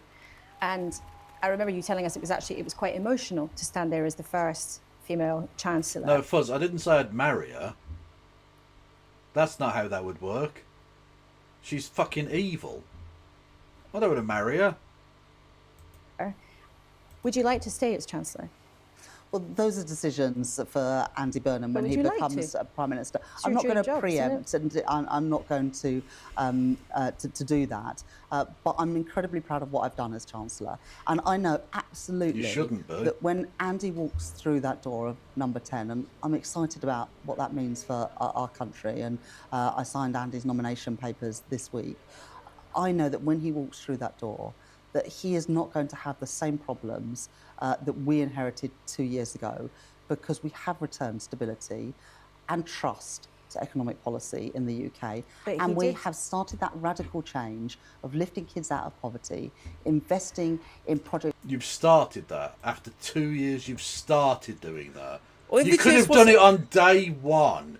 It was so fun. I mean, we literally called that out at the time. We literally called that shout at the time, going like, we're going to have this 2-year-long, like, fucking quango to have a meeting to find a milestone for a plan for a first step into fixing the foundation of an idea of a policy for child poverty. And I'm just like, get rid of the 2-child benefit cap. Yep. Every charity's already said this would work. Your own fucking Treasury Minister, Torsten Bell, admitted that it would take people out of poverty on Politics Show before the election, right? Before the fucking general election. It was clear that this was going to be the case. You didn't need a committee and a quango to find a milestone for a first step, for a plan, for a shift, for a mission to know this was going to be the case. You could have done it on day one, and you left kids in poverty for 2 years for no fucking reason at all. Yeah. It's all around the UK, and in something that I know that Andy cares passionately about, and that's fiscal devolution. Are you not a bit worried, though, that someone's going to be Prime Minister who once kind of said, oh, well, the bond markets to which the country owes billions and billions of pounds are a bit of a pain and we shouldn't be in hock to them? And I, as a sensible journalist, think we should be in hock to unelected freaks. The irony is that Andy Burnham wasn't even saying that to say we should go willy-nilly on spending. He was actually saying the opposite, which was that if we hadn't have borrowed, we wouldn't owe them any money. Yeah. And his justification for that was, well, we immiserated our government by selling revenue-generating assets to the private sector, which is why we've had to borrow. His argument was we shouldn't be borrowing at all. We should be running balanced budgets and then be able to spend on whatever we want without worrying about what bond markets think. Yes. Which I think is bad. Actually, I think you should borrow money. Again, I think Richard Murphy makes good points about Keynesianism and the productive investment that you get out of this stuff and the balance sheet that the private sector gets when you issue that debt, for example, etc., etc. And so I disagree with that statement. But the idea that he was saying we should just ignore bondholders is the opposite of what he was saying. Well, You're not worried about that? Andy was Chief Secretary to the Treasury when my good friend Alice... Yeah, the PFI king. Woo. Yeah. Darling was Chancellor and my good friend Gordon Brown was Prime Minister. And Andy absolutely knows, as I do... Did you tell him that at the time? Did you tell him off? I don't tell people off. But Andy knows, as do I, that the most successful Labour governments are those that combine change and radical change with credible economic policies. And that is what I know Andy believes in, and I know that is what Andy will do as Prime Minister. Do you back the idea of number 10 North? I mean, what about number 11 North? I know, you're a Leeds MP that's been sitting here in Westminster. Is it a good idea? I am absolutely up for devolving more powers and having more decision makers in the north of England. We already at the Treasury have a campus in Darlington. It's, again, they're not even pretending they're going to govern on behalf of all of Britain. Just England. That's it. I mean, at the very least, Scotland and Wales do have their own governments. So Well, yeah, but he's still the Prime Minister of all of those places That is too. true. That is true. And it's That just is like true. the only thing that I think the Labour Party have basically realised we're never going to win a seat in either Scotland or Wales ever again. So let's just stop pretending. Just let them be independent then. Just let them go. No, if you love it, let it go. No, that we need all that yummy oil. Thank you. We need the oil, and we've got like nuclear bases and shit. It would be too awkward and weird, so let's not bother. And that is hugely successful. We've got our second permanent secretary, senior team, based in Darlington, the sort of number 11 of the north, if you will. And I think having more decision makers, both officials and ministers, based in the north of England and in different parts of the country would be a good thing for policy making. Because the truth is, I want to expand on this because it's something I care hugely about. The truth is there are different needs, but also different opportunities in different parts of the country. And if you hold power in too narrow a part of the country and too small a number of people with a sort of similar mindset and making decisions, they're not going to be the right decisions for places like my constituency in Leeds or Andy's in Wigan. You know, you haven't just been the Chancellor, you're a highly experienced politician. You've been on the front line, as it were, for a long time, and you were absolutely central to Keir Starmer's whole project. Yeah, you are, Scum. Yep. What do you think, reflecting back, is the biggest reason why it's come to an end like this? I think governing is hard today. I was... Okay, I think governings's probably always been hard, but it's especially hard when you don't believe that you should be governing, which fundamentally is what neoliberalism kind of says. It's the government needs to just stop governing and leave it all to private sector, and the private sector will just sort it. The invisible hand of the market won't finger you. No, the invisible hand of the market will help you out, I'm sure. Yeah, it's not even there to correct market failure. It's only there to facilitate new markets for capital, right? That's the neoliberalism thing, you know? Yeah. But again, it's just frustrating that they just keep doing this. Like, it's harder to govern now. I mean, Mamdani seems to be doing okay. I mean, Andy Burnham was pretty effective and was pretty popular in Greater Manchester. I mean, even Ben Houchen is popular in Teesside, despite the Tees Works corruption scandal, you know? So, like, it's not like you haven't made a bunch of ridiculous, unforced errors. Like, you could have just, as a government, not helped Israel murder all those children, right? Like, there was a choice that you had to not do that. And you thought, actually, again, the child extermination machine is adult, sensible in the room, like proper politics, right? It's sounding quite anti-Semitic right now. Well, that's again, like, there were always going to be parts of the electorate that hate you. The problem is, again, that the Labour right have this source that they're lost in, that they are the good managers of the economy. And as soon as the nasty hard left get out of the way and let them govern on their own, they'll be able to show the country just how competent they are and how they should be the natural people in charge. And the reality is that's not true. There are always going to be competing interests, and they spent far too much time pandering to some interests who are never going to vote for them at the expense of people who had always voted for them. Yeah, exactly. I sound like a broken record repeating the same thing over and over again, but they torched potentially millions of votes that they could have won to win 3 votes that they didn't win. Yeah, and again, like, those people whose votes they won in 2024 were just people who were spurned by Liz Truss and mortgage rates. All they had to do to keep those people on side was not appoint, like, best friends of child rapists. Yeah. Really not difficult, and they failed on even basic shit. It's so annoying, because the opportunity was massive. With a majority like that, you can do anything, and what they decided to do was either nothing or shit. Yeah. Brilliant. Just with finance ministers from other European countries earlier this week. And governing is hard across a number of developed economies today. There have been a lot of shocks in recent years, whether that's COVID, Russia's invasion of Ukraine, now the conflict in the Middle East, increasing barriers to trade around the world. And at the same time... I mean, I think I need to do the thing that the media always do with Israel and just go, actually, Russia would deny that they've invaded Ukraine. They're just taking back sovereign territory that belongs to Russia. It was promised to them 3,000 years ago, so it's fine. Why do you support the Azov Brigade? Do you condemn the Azov Brigade? This is what it's like. This is literally what it feels like. Looking at Israel Palestine. Oh God. But it's just taken as a given, you know. Like, and it's why. And to be fair, I get frustrated again, like anti-Ukraine people on the left. And I'm just like, yeah, like no one thinks Zelensky is a morally perfect individual. No one likes the fact that there is an Azov battalion, but one sovereign country is invading and occupying the other. Yeah. It's as simple as that, right? Like either you think occupation is bad or you don't. Yeah. Also, have you been following at all the Monaco story thing? No. It's fucking wild. So, to give you the basic details, and you can look it up yourself, a Ukrainian woman bombed and killed, or attempted to kill, I'm not sure if he actually died, a Ukrainian oligarch exile in Monaco, right? Did a cheeky terrorism, escaped, fled across France, Germany, and Poland back into Ukraine to meet up with people who were involved with the Ukrainian government, who then killed her in Ukraine.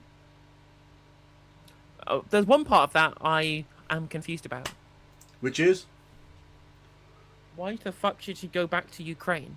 Well, because clearly she was working on behalf of somebody connected to the government, not necessarily the government making the decision. It could have been a rogue element within the government, who knows. But they killed her to presumably silence her, it would appear. Yeah. And that person is now on trial for the murder of this person, who themselves would have had an Interpol thing for terrorism in Monaco. As you do. Yeah. That's received absolutely no play in the British media, but that's a thing that has happened over the last couple of weeks that no one's talking about, and it's fucking mental. There you go. Yeah, so, I mean, look into that story. It's fucking wild. And those things are going on. You've also got this huge impatience for change, and I absolutely get that.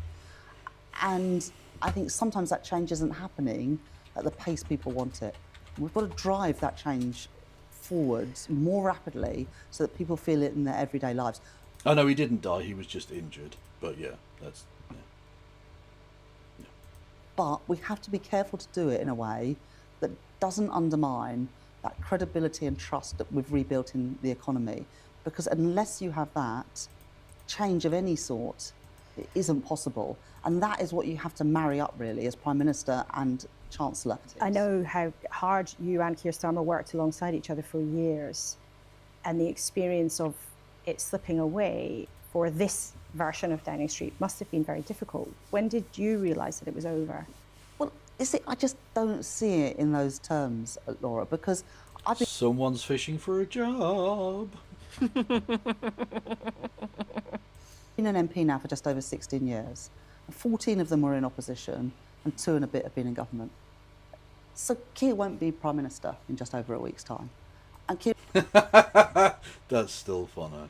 Oh, his tears will sustain me through a long, bleak winter.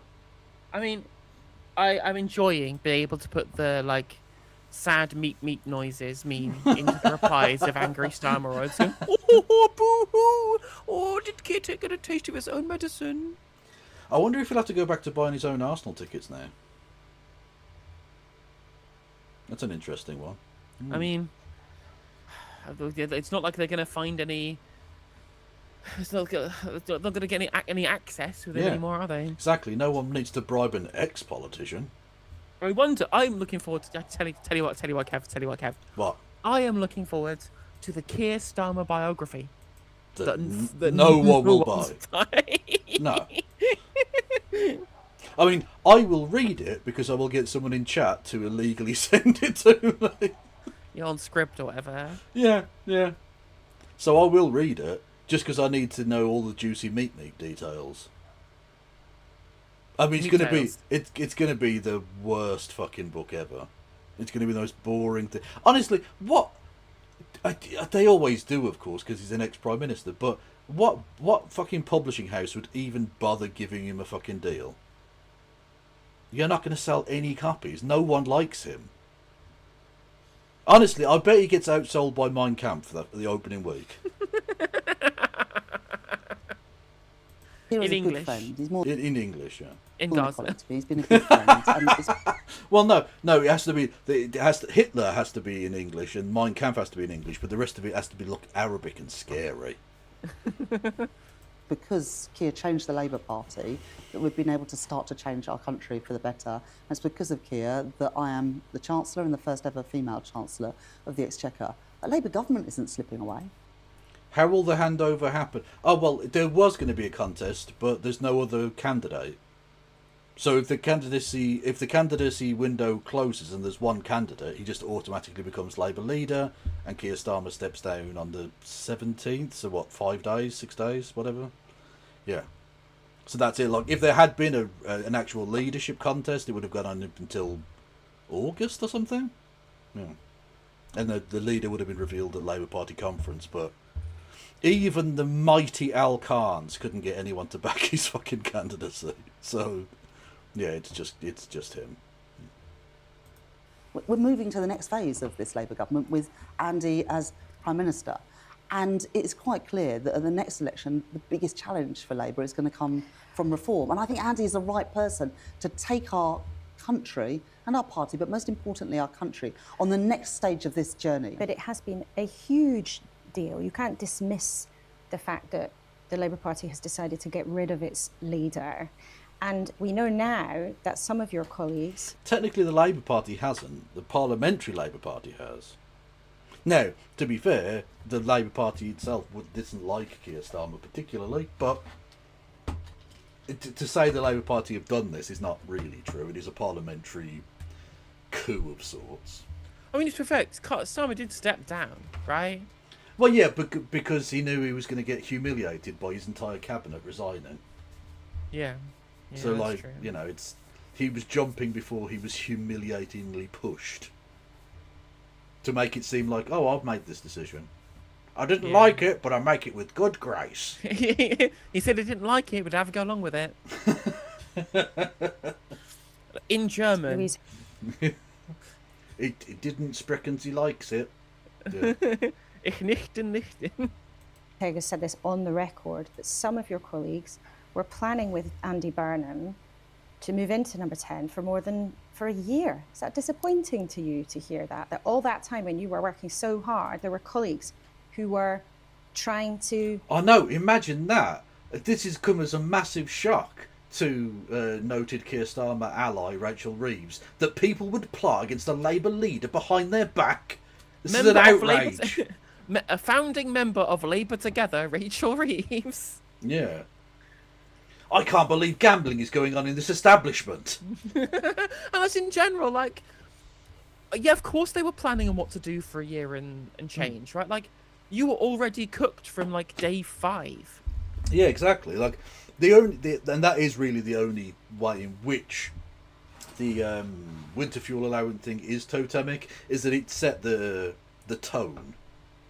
And it never changed. They gave up the kind of any forward momentum this government might have had, and it never got better from that point onwards. And you can see that in the polling, where as soon as they entered, well, actually, as soon as the election was called, they started to dip a bit, and now they've just cratered, fallen off a cliff. They were polling at like 45, 46, 47% in the polls, and got 33% of the vote at the election. Yeah. They significantly worse off than the default government that they were perceived to be in the run-up to the election, right? And on top of all of this as well, both people in the Labour Party, on the Labour right, the Starmer right members, the journalists, the professional politics understanders, they genuinely all believed in the finality of this project. People were talking about, preparing for, discussing 10 years of Labour in government. They were discussing about the decade of national renewal, as if that was a thing that had A, been planned for, and B, was going to happen, neither of which became true. And shit posters on Twitter with Simpsons avatars, they knew that this was a busted flush from day one. We were saying all from the beginning this was going to be a failed project that would be instantly hated the moment that it contacted with reality. Exactly. Right? Exactly. The media class thought this was fucking awesome because the vibes were good, whereas @Leon Thotsky on Twitter told us it was going to be a bag of shit. They didn't have a plan, and it was going to end up with them being amazingly unpopular within a few months. And that's what happened. And whilst I'm not saying that members of the Parliamentary Labour Party are as perceptive as Leon Thotsky. Clearly they are not, right? No. Clearly they are not. But there are like 400 of them. At least some of them would have known what the shit posters on Twitter knew, right? At least some of them would have known, wow, it's not going to last. We know it's not going to last. Let's make sure we have at least some sort of contingency plan ready for when it all inevitably does go tits up. And quite frankly, if you're a Labour Party member or supporter or voter, then you should be glad too.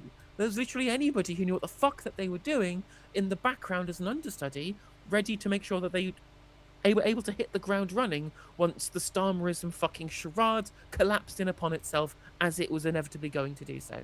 Indeed. Get you and Keir Starmer out of these jobs that you worked so hard for? Well, look, I think it is perfectly reasonable. Was it? I think Michael Crick might have been the only one who called it, right? Yeah, it was crazy, wasn't it? Yeah, like of all of the mainstream journalists, he's the only one who went, this they don't have a plan. This is going to crumble. Yeah, what was it? I'm going to find the original tweet because it's Yeah. it's a real like all timer, and he's like a self-confessed Blairite as well. Yeah, no, he's not some lefty or anything. No. He called out the internal party purges at the time. He said that the way that Jeremy Corbyn treated was despicable. He really kind of had the number on Starmer and his cronies as being uniquely detestable individuals. And he had their number. He literally had the number from day one. Let me find it. I think he used the word 100%. supine in his tweet. Let me find it. There we go. Which is a great word, by the way. It is a good word, and you know, accurate, incredibly accurate in describing. Where's my mouse stops working? There we go. Incredibly accurate in describing what Starmer and his cronies were like, and what the media were like with them. In 2 to 3 years' time, when Starmer and his government are no doubt deeply unpopular, I hope we in the media will ask ourselves, why were we so supine during the long 24 election? Why didn't we hold Labour properly to account while we could, ask more probing questions and explore their records rather than give them such an easy ride? And he's not wrong. Yeah, absolutely. Well, the SNP guy, whose name I've totally forgotten. Stephen motherfucking Flynn, at the leaders' debate, literally saying there's a conspiracy of silence.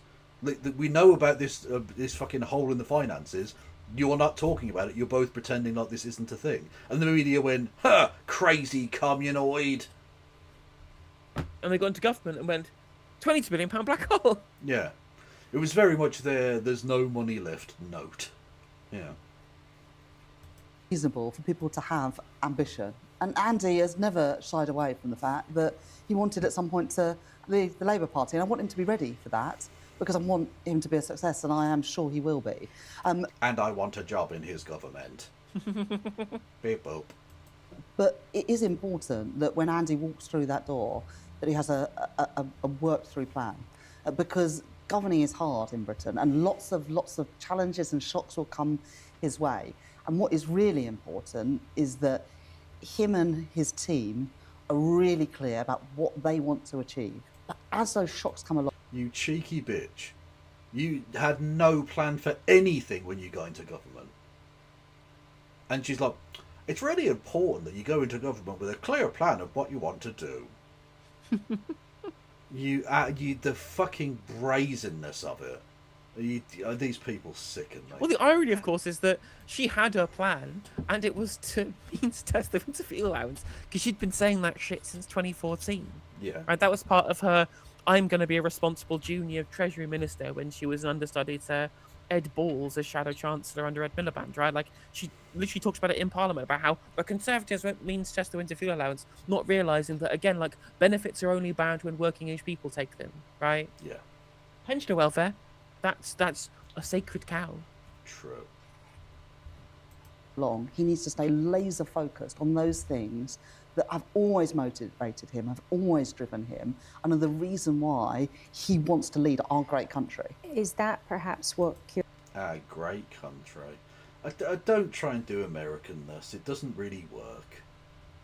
No, it's kind of risible when an American says we live in the greatest country in the world, but at least they can kind of style it out. No one believes Britain's great anymore. It's just not. Literally. Like, we can't build a fucking... We invented railways, and we cannot build them anymore. It's embarrassing. It's humiliating. Yep. Yeah, it is. They had high-speed rail in Japan in the 60s. The 1960s. And we can't build a fucking railway from London to Manchester anymore. So absolutely fucking broken a nation we are. Literally, like the People's Republic of China have connected one of the kind of the biggest kind of land masses in terms, like as a country, behind a couple of countries in the world.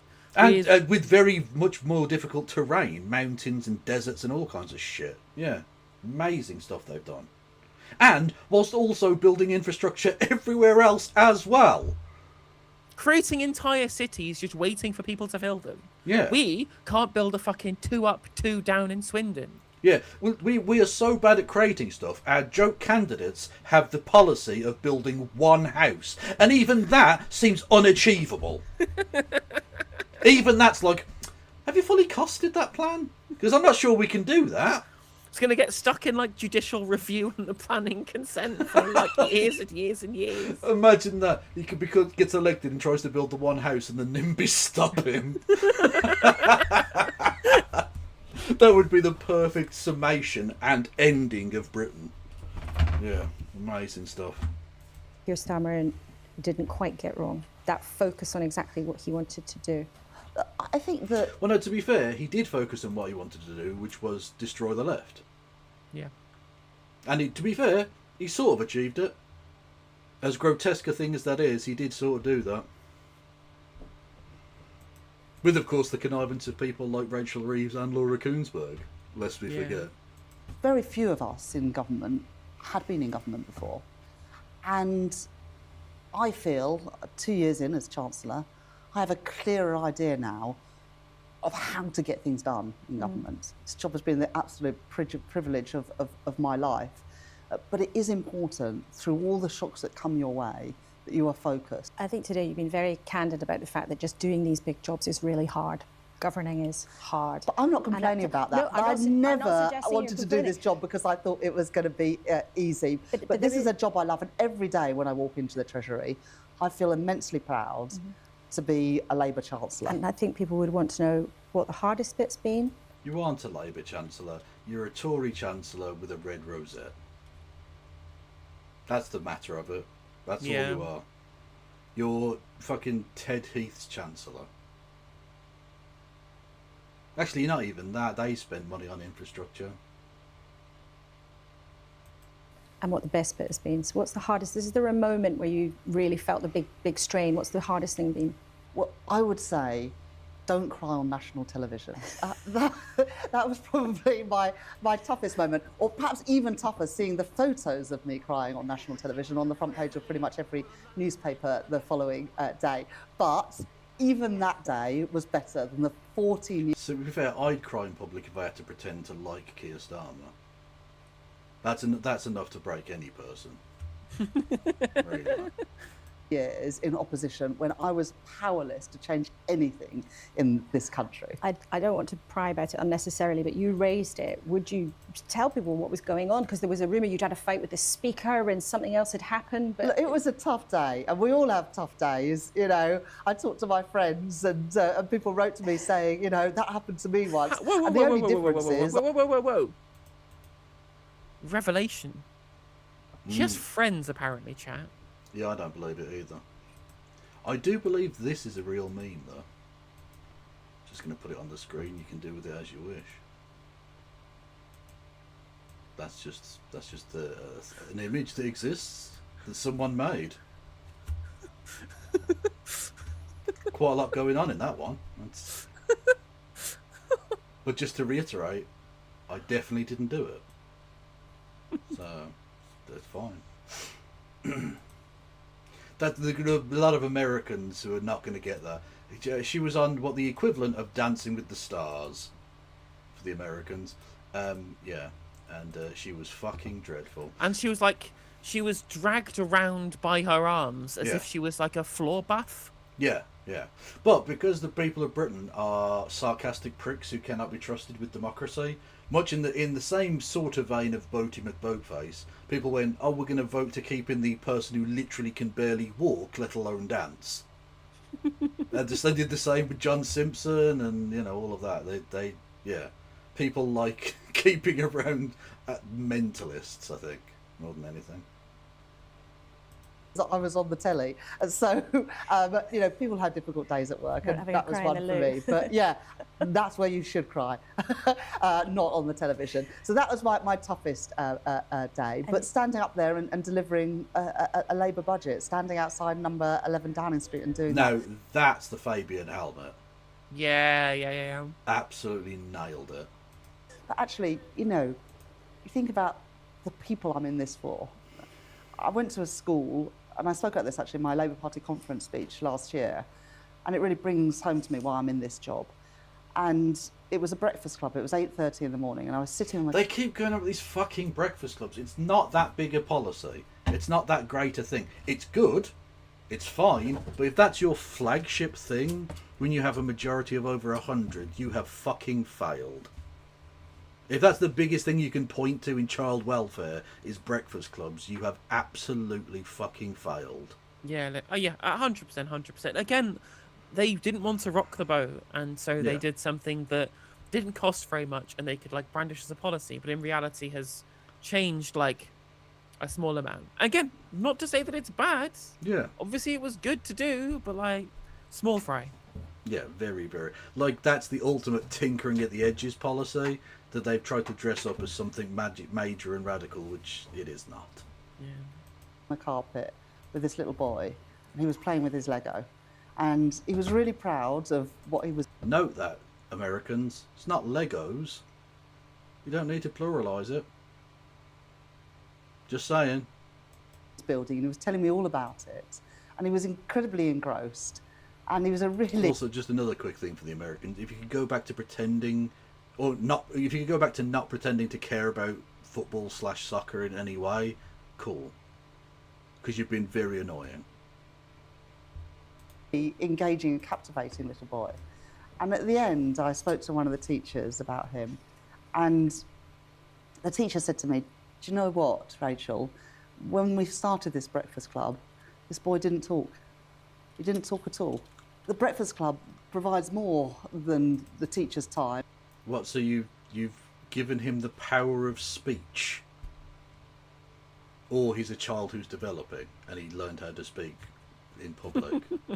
Like, it's sort of, it's nice, but like, I'm not sure you can take any part of the credit for him speaking at all, you know. Or the breakfast cereal. It provided an opportunity for that little boy and thousands like him to get to school a little bit early, to have that time, maybe a bit more personal time with a teacher or a teaching assistant. But she's acting like, I touched the child on the head, and it did speak! Like she's fucking Jesus healing a leper or something. Lisa, I would like to buy your rock. To start the day ready to learn, to have maybe his horizons expanded a little bit, and maybe a better future. And so, for all the tears and all the difficult She healed Tiny Tim. She did. Yes. days, and the mistakes perhaps that I've made, it's absolutely worth it to know that that boy has got chances and opportunities today that he wouldn't have had without me as Chancellor, without a Labour Chancellor. And one final question. You've written books about prominent female figures in politics. I think one of them's even on the table, casually. It's written by laid Wikipedia. there. If you Yeah. were writing about yourself, what would you say? Well, I don't plan to do that, but look, I will go down in history as the first female Chancellor, but what I really hope... And all I'm going to say, right, I'm not saying women shouldn't hold high office. I'm just saying if all of the female prime ministers and chancellors are anything to go by, women are shit at politics. Literal 0% hit rate. Generational run of poor form. Yeah, like I'm just saying, ladies, step your fucking game up. Because this is dog shit. As if any of the men have been any fucking good. I mean, yes. Honestly, they're averaging 0 runs per innings. Yeah, across all the genders right now. It's just the worst political class in the fucking world, isn't it? Like, Yeah. And again, it's what's so frustrating about them, so about the Britain being ungovernable. I'm like, nope, just terrible politicians. They're all bad. A procession of absolutely fucking terrible prime ministers and chancellors. Like, yeah, Every single one. we're not ungovernable, you're shit at governing. Simple. Is that something I said actually when I gave my first speech as Chancellor, that I would know my time in office was a success if young women and girls felt that there should be no ceiling on their ambition. And I do know and I do believe that there are young women today who say, maybe I could do that job one day. That's a great thing. Have I done everything right? No. Can anyone... Oh wow, if I grow up, I can be a soulless fucking droid for the capitalists. Yay! Honestly. Just... Actually, that's a good point. Actually, good point from X Fireball in chat. Clearly, the only answer is that we need a non-binary chancellor. Yeah. The binary genders have failed. Aziza, yes. Anyone say that about any... Less Sir Keir, more Zizia. That'll do. Yeah, well, that works. Any job they've done? Probably not. But the big decisions I've made... I've said this before. The thing that would most annoy right-wingers is to have a gender-fluid monarch. Because, depending on how that monarch felt at any given moment, would change the letter that would have to go before, like, HMP. We'll change the lyrics of the national anthem. Yeah, exactly. Like, from moment to moment, they can just decide what the pronoun is going to be.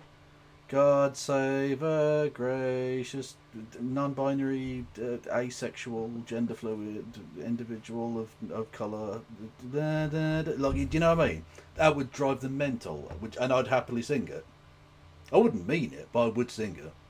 Just to annoy right-wingers. They've enabled our economy to grow. Or we could just sing Jerusalem, which is an actual banger. And mentions England. I mean, I was thinking about this, and I was just listening to some of the national anthems during the World Cup, and I was just like, honestly, again, like obviously there were geopolitical reasons for the existence of the Soviet Union, but none of these reasons for its existence are anywhere near as important as sporting events having the Soviet national anthem sung at them. Oh, why don't I have my fucking thing plugged in? Because I've literally got the opening 10 seconds. The like that alone, that opening note, is the biggest big dick energy of any song ever. Literally the greatest national anthem ever. It will never be. It's an audio punch to the chops. It's just absolutely game ending. It's the go. It is the go. Literally. Interest rates to fall and inflation to be tamed, and those everyday choices. There you go, a little geekery for you. Do you know the American national anthem? Only national anthem written on a boat. Well, that's mostly why it sucks then. So just too busy like listing like seasickness. Yeah. Probably. Yeah. That's the words rather than the music. Because isn't the music already like a song that already existed that they just put the words to? So is ours, right? Yeah, I think so. Yeah. Because Liechtenstein have the same national anthem song. And our music shit. Like, even if you're going to keep the monarchist dick sucking, at least set it to like some fucking an absolutely slapping bass line. Such a fucking dirge. Yeah. It's awful. Like, put a fucking bass line underneath it, so at least you can fucking bops to it. I mean, at least we should have on that. We should have Baseline Junkie as the national anthem. Oh wow, wow. Yeah. About libraries, about breakfast clubs, about free school meals, around lifting kids out of poverty, about reducing NHS waiting lists, spending more on defence, investing in the infrastructure that our country needs. Those things have changed because of the decisions I've made, and I'm proud of that. Rachel Reeves, Chancellor, thank you very much for speaking to us. Thank you. What was the point of that interview? Literally, what was the point of it? It didn't need to happen. Nothing of note was asked or said. People got to watch us laugh at Rachel Reeves and watch on stream. That's why they make Sunday with Laura Kongsberg.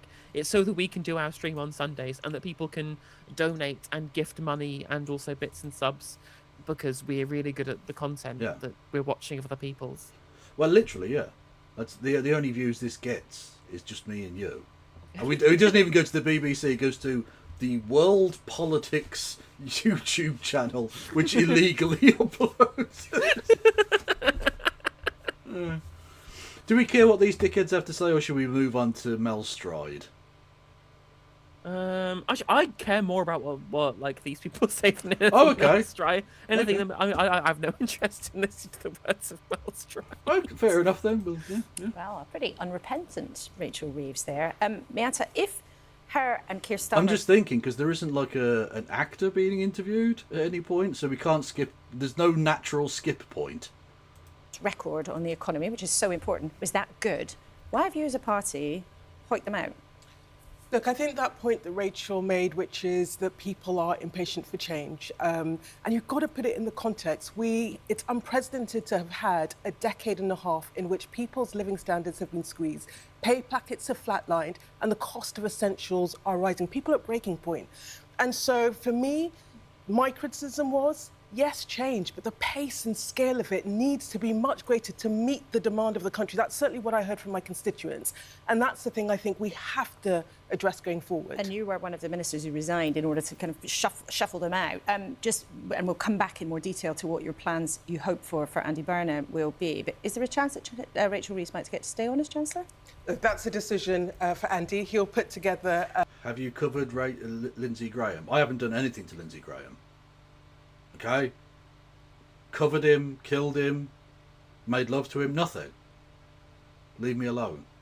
His top team. But look, whoever is in the top role, there is one job we have to do. We've got 2.5 years. The country elected us on a mandate for change. They are very clear that they need things to shift in both their pockets, but fundamentally in their communities that have been denuded. And we all have to crack on, no matter what we're doing, in order to deliver that. Richard, what went through your mind listening to that? She was somebody at the top of politics in a really tough world for quite a long time.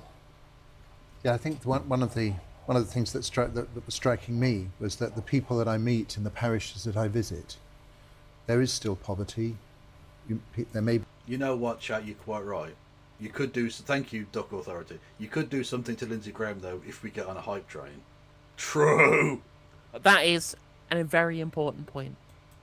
And they already know where he lives. I mean, I don't know where he lives. What? I didn't say nothing. Be a rise in the standard of living. Sorry, lived. Across the nation in some respects, but so many people are still really, really struggling. Mm-hmm. I think the mention of breakfast clubs, for instance, at the end of that interview, is quite significant. The number of families who need that for their children. So we're not in the right place. 2 years or so in government is really quite a short time. Yeah, we're not in the right place. We should be in France. Fact. I suppose for me, as a church leader, one of the things that perhaps the church... What is he, by the way? I mean, I know he's some sort of fucking priest Catholic or bishop thing. Yeah, but what's his position? Do we know? Behind a young child? Oh, almost certainly. He doesn't say who he is, but anyway, yeah. Is able to do is to look at a slightly bigger picture, and I think we need a nation that will recognise that those involved in the political sphere are really there at the service of the people. And do you think that's been missing in the last few years? Not necessarily completely missing, but I was at the church leaders' breakfast last week, and the speakers of both houses were both speaking at that event about the place of service. They've started letting Catholics into the House of Commons again. It's honestly, it's just a matter of time before they try and blow it up again. Okay? Yeah, I said it.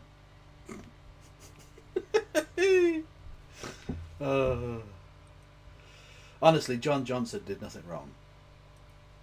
And of trust as being central in the political sphere. One would hope that sense would just continue to grow in the time ahead. Nadeem, you were... Is there a statute of limitations on support of terrorism? No comment. If it was 400 years ago, surely I can get away with a joke about Guy Fawkes, surely. Imagine if they'd fucking tried you under support of terrorism from 400 fucking years ago. I wouldn't put it past Starmer, to be honest. Government minister in various departments for the Conservatives, but you've always been involved in business, and you're chair of one of the big online retailers, Very at the moment. Rachel Reeves clearly... Look, it would be illegal to say I support counter-reformation action. It'd be illegal to say it. This is why I'm not saying it. You get to jail for 14 years. They're trying to put a really positive gloss on her achievements as Chancellor. How would you rate her? Look, it's the governors to choose, and I think the reason we're sitting here today and Keir Starmer is exiting and she's interviewing for her job is because they've made some very, very bad choices. The worst, in my view, is the employer national insurance, because actually you see a direct link to those vacancies dropping, especially for young people. So taking the opportunity away from young people, I think is, and I wish she had, I was waiting for her to apologise, but there was no sort of apology forthcoming, because I think it does come across as tin-eared to just say everything is fine. You know, there's stagnation, low or no growth, right? Good to invest in infrastructure. I agree with that. But the problem is you have levers to pull that you could have pulled. Cheap energy, right? Why are we not investing in our energy resources in our country? Pause. Why weren't you investing in energy resources in this country? Also, you were in government for 14 fucking years. Also, he doesn't mean that. He just means, how can I suck BP's dick more? Which is a very, very interesting point that you're making here, Kevin. Incredibly. Because you're right, they didn't invest in any good energy either. But he literally just means, North Sea oil, we need to drill. Yeah, it's a genuinely very interesting point that you make there. From Wikipedia, Nadeem Sahawi, in 2015, he joined Gulf Keystone Petroleum, an oil and gas exploration and production company, as a part-time chief strategy officer. For his work between 2015 and 2017 for the company, he was paid a total of at least £1.3 million. And I'm sure that's got nothing to do with the point he's about to make. But thankfully, we've got an award-winning journalist who will undoubtedly point out the the conflict of interest. I'm sure she will. Gas and oil, because it's much needed, because of the headwinds from Ukraine, from the Middle East. Labour would say that they have laid the stage for new nuclear, and there have been investments in green energy. And we did some of that before. But my point being is, the OBR now says that actually the economic model is unsustainable. Debt will be 300% of GDP by 2075. And it is a real kind of hockey stick. So let's talk about them. And it's a real problem, right? Let's talk and about if you them, what don't comes deal next. with it, you're going to be in trouble. And my only advice to Andy... I mean, he's not wrong. It will be trouble if we continue down the road that we're on, because we have an ageing population, and all of the parties are promising to cut migration, which is going to make the issue worse. Yeah.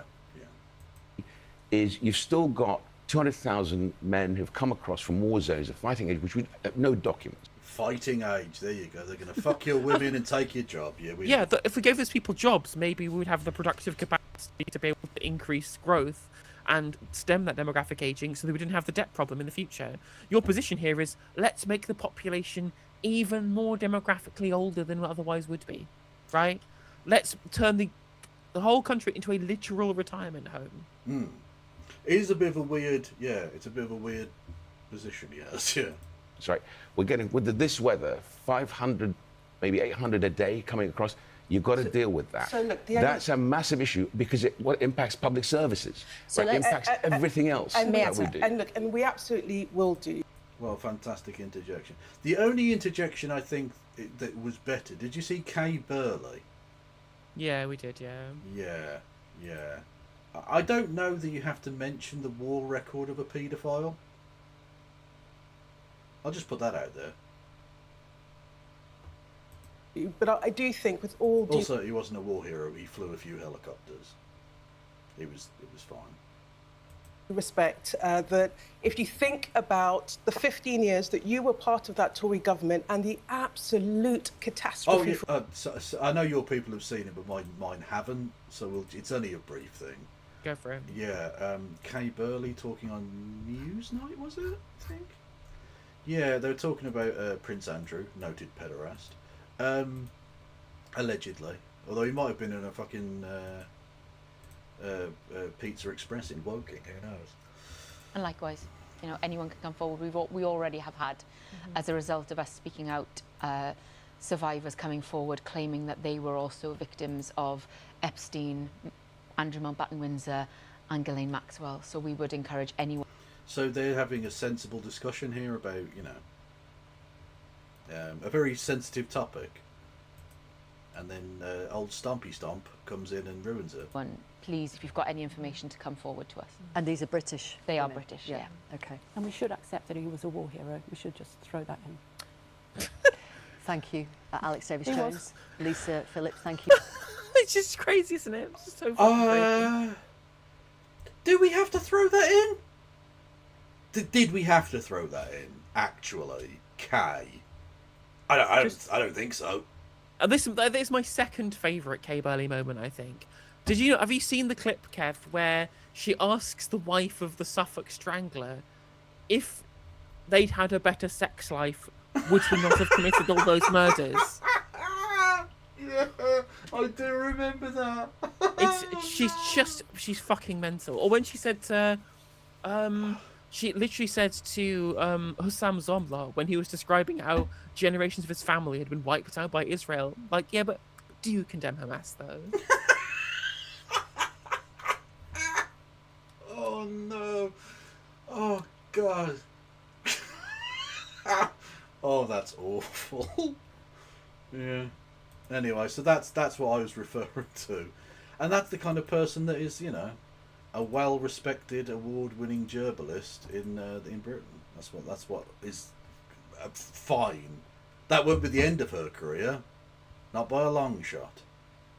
For the economy. So by all means, you know, provide advice to us. Mistakes but please acknowledge the inheritance and the mess. So when I moved to reform, in my speech, I talked about that the problem we had is that the Conservative Party has become a defunct brand because of the mistakes we've made. And unless you face your mistakes, Rachel said nothing about the errors she's made. Unless you face your mistakes, you ran off. You've just said that it's a Conservative brand is defunct because of the mistakes we made. So you left that party, and now you're saying unless you face up to your mistakes. You didn't. You essentially Chernobyled your own party, then when just put a sarcophagus on it and we'll fuck off to somewhere else. It's fine. Yeah. Let's then talk about what might come next. So for context, people might not know, but Miata, you've been one of the people busying yourself with preparing plans for potential policies for Andy Burnham. Now, we would love to know if you can give us any of those specific ideas. Is he going to put up capital gains? Is he going to have a property tax? But is taxation overall going to go up? Because he said, I'm going to stick to the manifesto, but there's room for manoeuvre on tax. Well, listen, if I can take a step back, because I think it's really important that we locate any particular policy within what Andy is trying to do. And, you know, one of the criticisms of us as the Labour government is that we weren't clear about the vision, we weren't clear about the change that we wanted to take the country through. And I think... Oh, God, they genuinely still think it was about comms. They still think it was about comms. Yeah, but I mean, again, they literally can't see they've done things wrong. It's just crazy. Yeah. He has done that in spades. So what is it then for people watching at home? How will their lives be different with Andy Burnham as Prime Minister? Absolutely. So you take the economy. Everyone recognises that people under pressure, living standards have not risen, and we have to grip that. And that means dealing with the cost of living in the short term to give people some respite, but also fundamentally reform to the essentials that people need to live well. Housing, energy, water, transport, all far too expensive, and we've got to reform them to make them more affordable through public control. And then on the other side, we've got to boost the economy. And I think there are three parts to that. Firstly, that does mean investment, which I think we have done in our first 2 years, but also giving local places power, resources, the tools to drive growth in every single part of the country in order to create and sustain jobs that pay a decent wage. It means backing British business, particularly small and medium-sized enterprises that have taken the brunt. So will you help? Let me ask one quick question. Let me finish. Tiny question. Right, small business, family businesses, family farms. I do hate. Sorry. Oh my God. They're going full Chagos now. Like, yeah. Because there's a perfectly reasonable conversation to have about the impacts of national insurance for employers increase on small businesses, making it harder for them to employ. And I'm happy to hear those arguments. And then to go, but also, what about the money printing machines from the £1 million assets that posh kids are going to inherit? And I'm like, these are not the same thing. And I love, like, he's such an arrogant, entitled prick that, like, he was allowed to speak unchallenged by anyone for ages. She said a few sentences as an actually important person who's going to like potentially be able to shed some light on the incoming government. He has to interrupt her, not even to ask anything important, just to go, "Oh, but what about millionaires? The tax haven? Yeah, like, what about Jeremy Clarkson?" Did you see? I didn't see this clip from like last year. I might have been someone on like Big Brother or some shit saying, "Well, I'll have to win to get the money so I can pay the family farm tax." I actually wanted to scream. Oh like, my God. literally, I've been selected for this game show and I absolutely have to win so that I can inherit all of the millions and millions and millions of pounds of expensive assets from my very wealthy parents. And I'm just like, motherfucker, there are people out there who can't afford to feed their kids. I do think with shows like that, they should do, you know, they have to do tasks. They should be like half of the house gets oxygen and half of the house doesn't, and then they switch. I just want to see how they survive. It's a social experiment. Will you get rid of the inheritance tax? Well, listen, on small businesses, I think we need to do far more because they are the bedrock Yes of or the no? economy in every single Will you get community. rid of the inheritance They're tax? the bedrock of our high streets, and I don't What think does we've that done enough, and we need to do more. So what does that mean? Because you are explaining the ethos. You've talked about more public control. Now, does that mean full nationalisation of utilities or something less radical Well, than that? look, when we're talking about devolved and more... Yeah, radical to not be price gouged by private companies owning natural monopolies. Yeah, this radical idea of nationalisation, this thing that we had for decades. Yeah, mad. more power at regional, local, I don't think we're going to be taking things up to the national. But public control can look slightly different. So whether that is what we're doing on railways, where we are taking... Eh?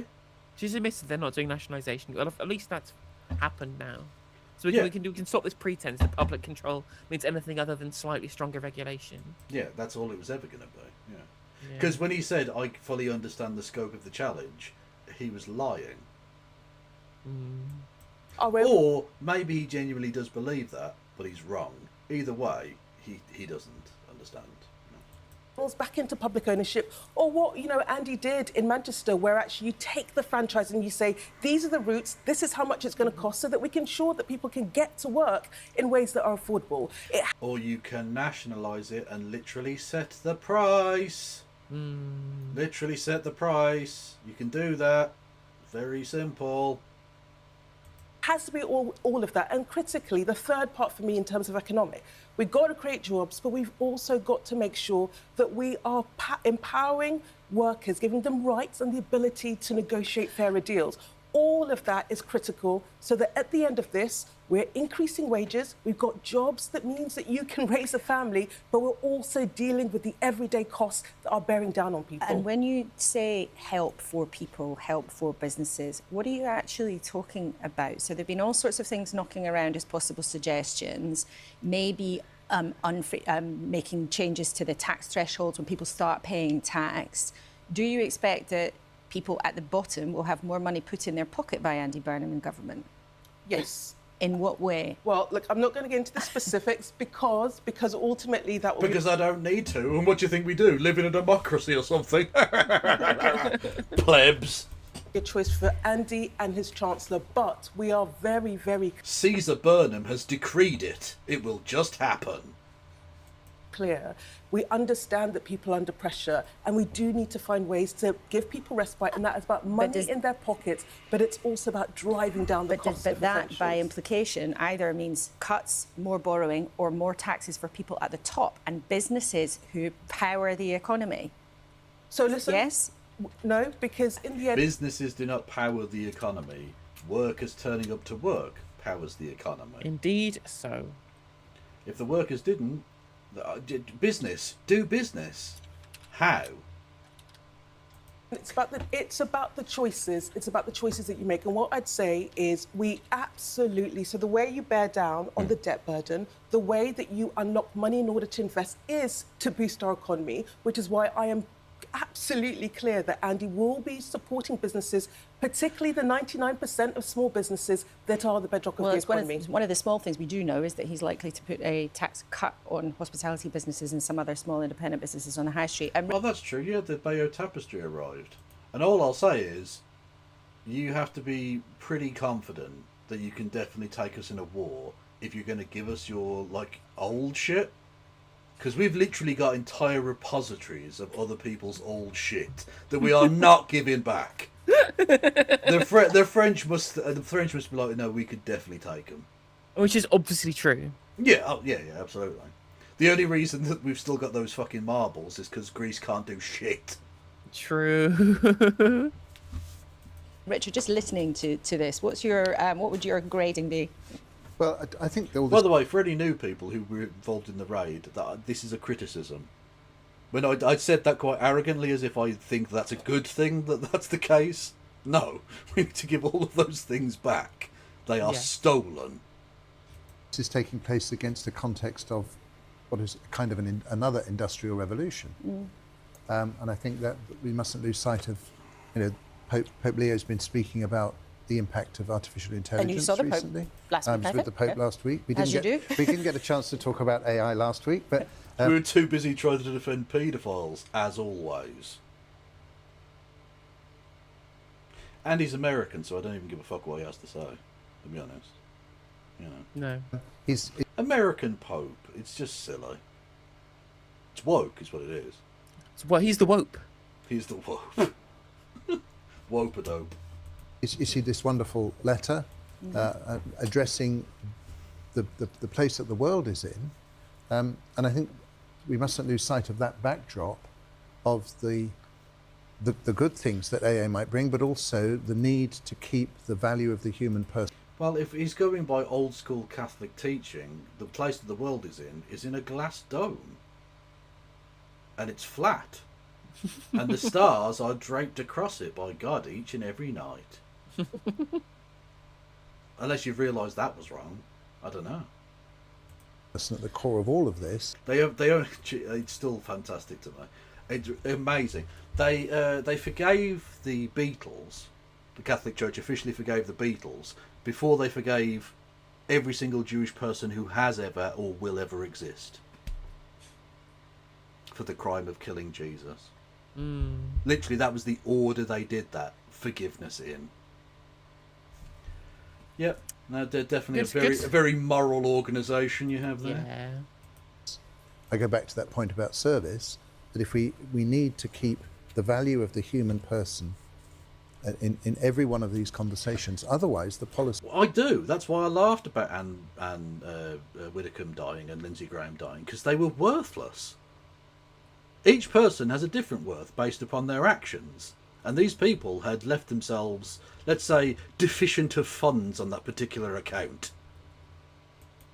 Are not going to achieve what they need to achieve. And of course, this is all taking place at such a time of political turbulence, everywhere, but also in this country. Nadeem, your new adopted party, Reform, has been, leading in the polls for a long time now. But there have been a real slew of claims and allegations about how your party and your party's leadership has been either... Whoa, what's Corbyn got to do with this? What's he catching strays for? After its finances, or frankly, not looking after its finances and not declaring things in a proper way. And there are more claims this morning in the Sunday Times about a close ally of Nigel Farage supporting the party financially without declaring things properly. Would you forgive our... Has he declared anything? Would it be just quicker to say he has declared these two things and then everything else is wrong? When did the Beatles kill Jesus? Yesterday. Our viewers for looking at all of this and thinking there's actually something really wrong here. There's a pattern. Well, I think what Nigel's... Oh, that's a conspiracy theory I hadn't heard. What if Lindsey Graham was Anne Widdecombe? They did kind of look similar. Similar height, similar politics. Similar. Not fair. Have you ever seen them in the same room together? No, I fucking haven't. But they did die suspiciously close together. After a short illness. What, you mean being stabbed to death whilst in your drag queen outfit, Lindsay? Your English drag queen in Devon. Oh, fucking hell, Kev. Done. is the right thing, because in my... What, to call a by-election? Well, I tell you for why, because it's up to the people of Clacton to back him or sack him. I think that my experience... Right, but I don't give a fuck what the people of Clacton think, particularly. They're not the fucking Judge Dredd of this situation. It's not fucking the entire country decided. It's people who already like Nigel Farage going, yeah, we already still like Nigel Farage. We don't care if he literally punches a child to death on fucking camera. We'd still vote for the cunt. And he's running against a bin. Of course he's gonna fucking win. What? Like that's a referendum on anything. Is the sort of the Westminster circle, whether through a coordinated attack on reform or otherwise, is a pylon to stop Nigel, to stop reform from becoming. But Nadeem, you've been a politician for a long time. You and I have conducted interviews over the years on many times. Yes. You know this is exactly the kind of scrutiny that's applied to anyone who wants to become Prime Minister, whether a gift over millions of pounds or whether it was the field that Keir Starmer had for his mother's donkey. Right. This So is exactly this let is me scrutiny. answer that directly, because you and I go back a long way. Right. Is it right? Chummy cunts. We've been doing client journalism together for years, haven't we? Well, it's just like when Laura Koonsberg revealed that she'd been having secret meetings with Morgan McSweeney, where they basically all said we're going to destroy Jeremy Corbyn in like 2018 or some shit, and then only released this information to the world in 2024 when it was all too late. And I'm like, yeah, because I've got you're a stenographer for these people. You're not you're not there for scrutiny. But she definitely accidentally sent those questions to Boris Johnson. Yeah, 100 fucking pathetic. I can't believe we have to deal with this. I can't believe that she's the main journalist in this country. Oh, so depressing. She's won awards, chap. She's literally won awards. Yeah. That Nigel be judged. But to be fair, winning best journalist in Britain is sort of like saying you're the tallest dwarf. True. You're still very short. By a kangaroo court of MPs who are all anti-Nigel. Is that parliamentary authorities? Right. It is. Like every single, there's no one on that committee. Every single member of Parliament. There is no one on that committee opens that themselves is up to the actually, same scrutiny. If you do things wrong, you need to be held to account, and he clearly has done a set of things that are wrong. The best scrutiny is the people of Clacton, because ultimately, really, because they voted for him the first time, which suggests their fucking their scrutiny skills are not very good. The thing is, even if you thought that they had like reasonable amounts of scrutiny or whatever, like you're already picking a biased group, right? Yeah. You're saying the people who should judge me are the people who already like me. Yeah. No, that's not how that is supposed to work, right? And even then, the Parliamentary Standards Committee that'll be investigating him, half of them are literally randomly chosen members of the public. Yeah. Like, he's saying it's terrible to have an entirely biased judge because they're anti-Nigel. But whereas we should do is have an entirely pro-Nigel biased group decide instead. That would be fair, actually. Yeah. Be nice, that, wouldn't it, if you could appoint your own fucking jury? Would slightly defeat the object, though, I feel. They will judge Nigel and they will judge the Reform Party, but the fear... Yeah, compared to what? A fucking bin! That's not scrutiny of anything. If he gets 100 votes, he'll win. Well, not 100, let's say 1,000, right? If he gets 1,000 votes, he wins, because he's standing against a bin. It means nothing. That he has put into the sort of mainstream uni-parties, I think, at the moment, is there is a coordinated attack on Nigel, on reform, and actually the best thing he's done, because I saw this happen in the past where you have an investigation. Do you think it's okay get told to take you can't 5 say million anything. and not declare it? No, Do you hold on a think second. it is okay First of all, and the rules, legitimate to take 5 million and not declare it? Yes, because it's within the rules and it's been... Okay. And as we all know, the rules are perfect. And if it's within the letter of the law, it can't be immoral or fucked up in any way whatsoever. As a Conservative, I believe in the sanctity of law and also order as well. Yes. Except, of course, when you break it in limited and specific ways. Lawyers have looked at it. No, that's what he will be absolutely, judged but on. it was a private gift, unconditional, pull the before other he one. even... It is very much Father Ted going, look, it was money that I put into my bank. It was just resting in the account. Okay? It's just using the same bullshit line every time, you just come across as a bunch of politician corrupt bastards. Which is why people don't like you as much as they used to. At least in part, anyway. Consider becoming an MP, so it's worth answering that question. OK, well, that argument is going to run. As you say, people in Clacton will have a chance to vote on what they think about what's been going on. And the Uni Party, if they thought they could win the seat, they would have put candidates up. But the Uni Party, you mean the party that you were a part of? You can't say Uni Party. You were literally the Chancellor of the Exchequer for the Conservative Party. Anyway. Do you actually want to listen to Mel Stride? No. Fair enough. Well, that's it then. And I'm assuming they're going to be describing what Mel Stride has said. Mel Stride, and then there's a bit about football at the end, and no one cares. Okay, Yeah. so we're basically done here. I think so. Everyone go follow Kevin Logan. That's an order, chat. And also, can you gift some memberships potentially? That would be really great if you could. And also do the same for Kevin. Yes. Yeah, well, indeed. Indeed so. Because we require sustenance, which means being able to purchase consumable products. Very much so. I would like to draw your Also, attention to the on that subject, by the way, did you watch the Gary Stevenson downstream from today? I did not. I know he said like the right are really good at building influences. I want there to be more leftist influences. You know, I'm sick of doing this on my own. We need to have the left getting more people together to be influencers. I'm like, literally, literally. Go on. I was like, Gary, well, we're here. We're both here. Yeah. I continue to stream with my camera, my phone plugged into my PC as a camera, whilst you just kind of doing it from my bedroom. If you wanna support me, Gary, as a rich man, I know you know my stream, and you know that I have a high opinion of you as well, Gary. If you want to help me, out being a full-time influencer to help push the whole wealth tax thing that I've already been pushing, by the way, you know, DMs are open. All I'm saying. Yeah, come on for a chat. We'd love to have you on.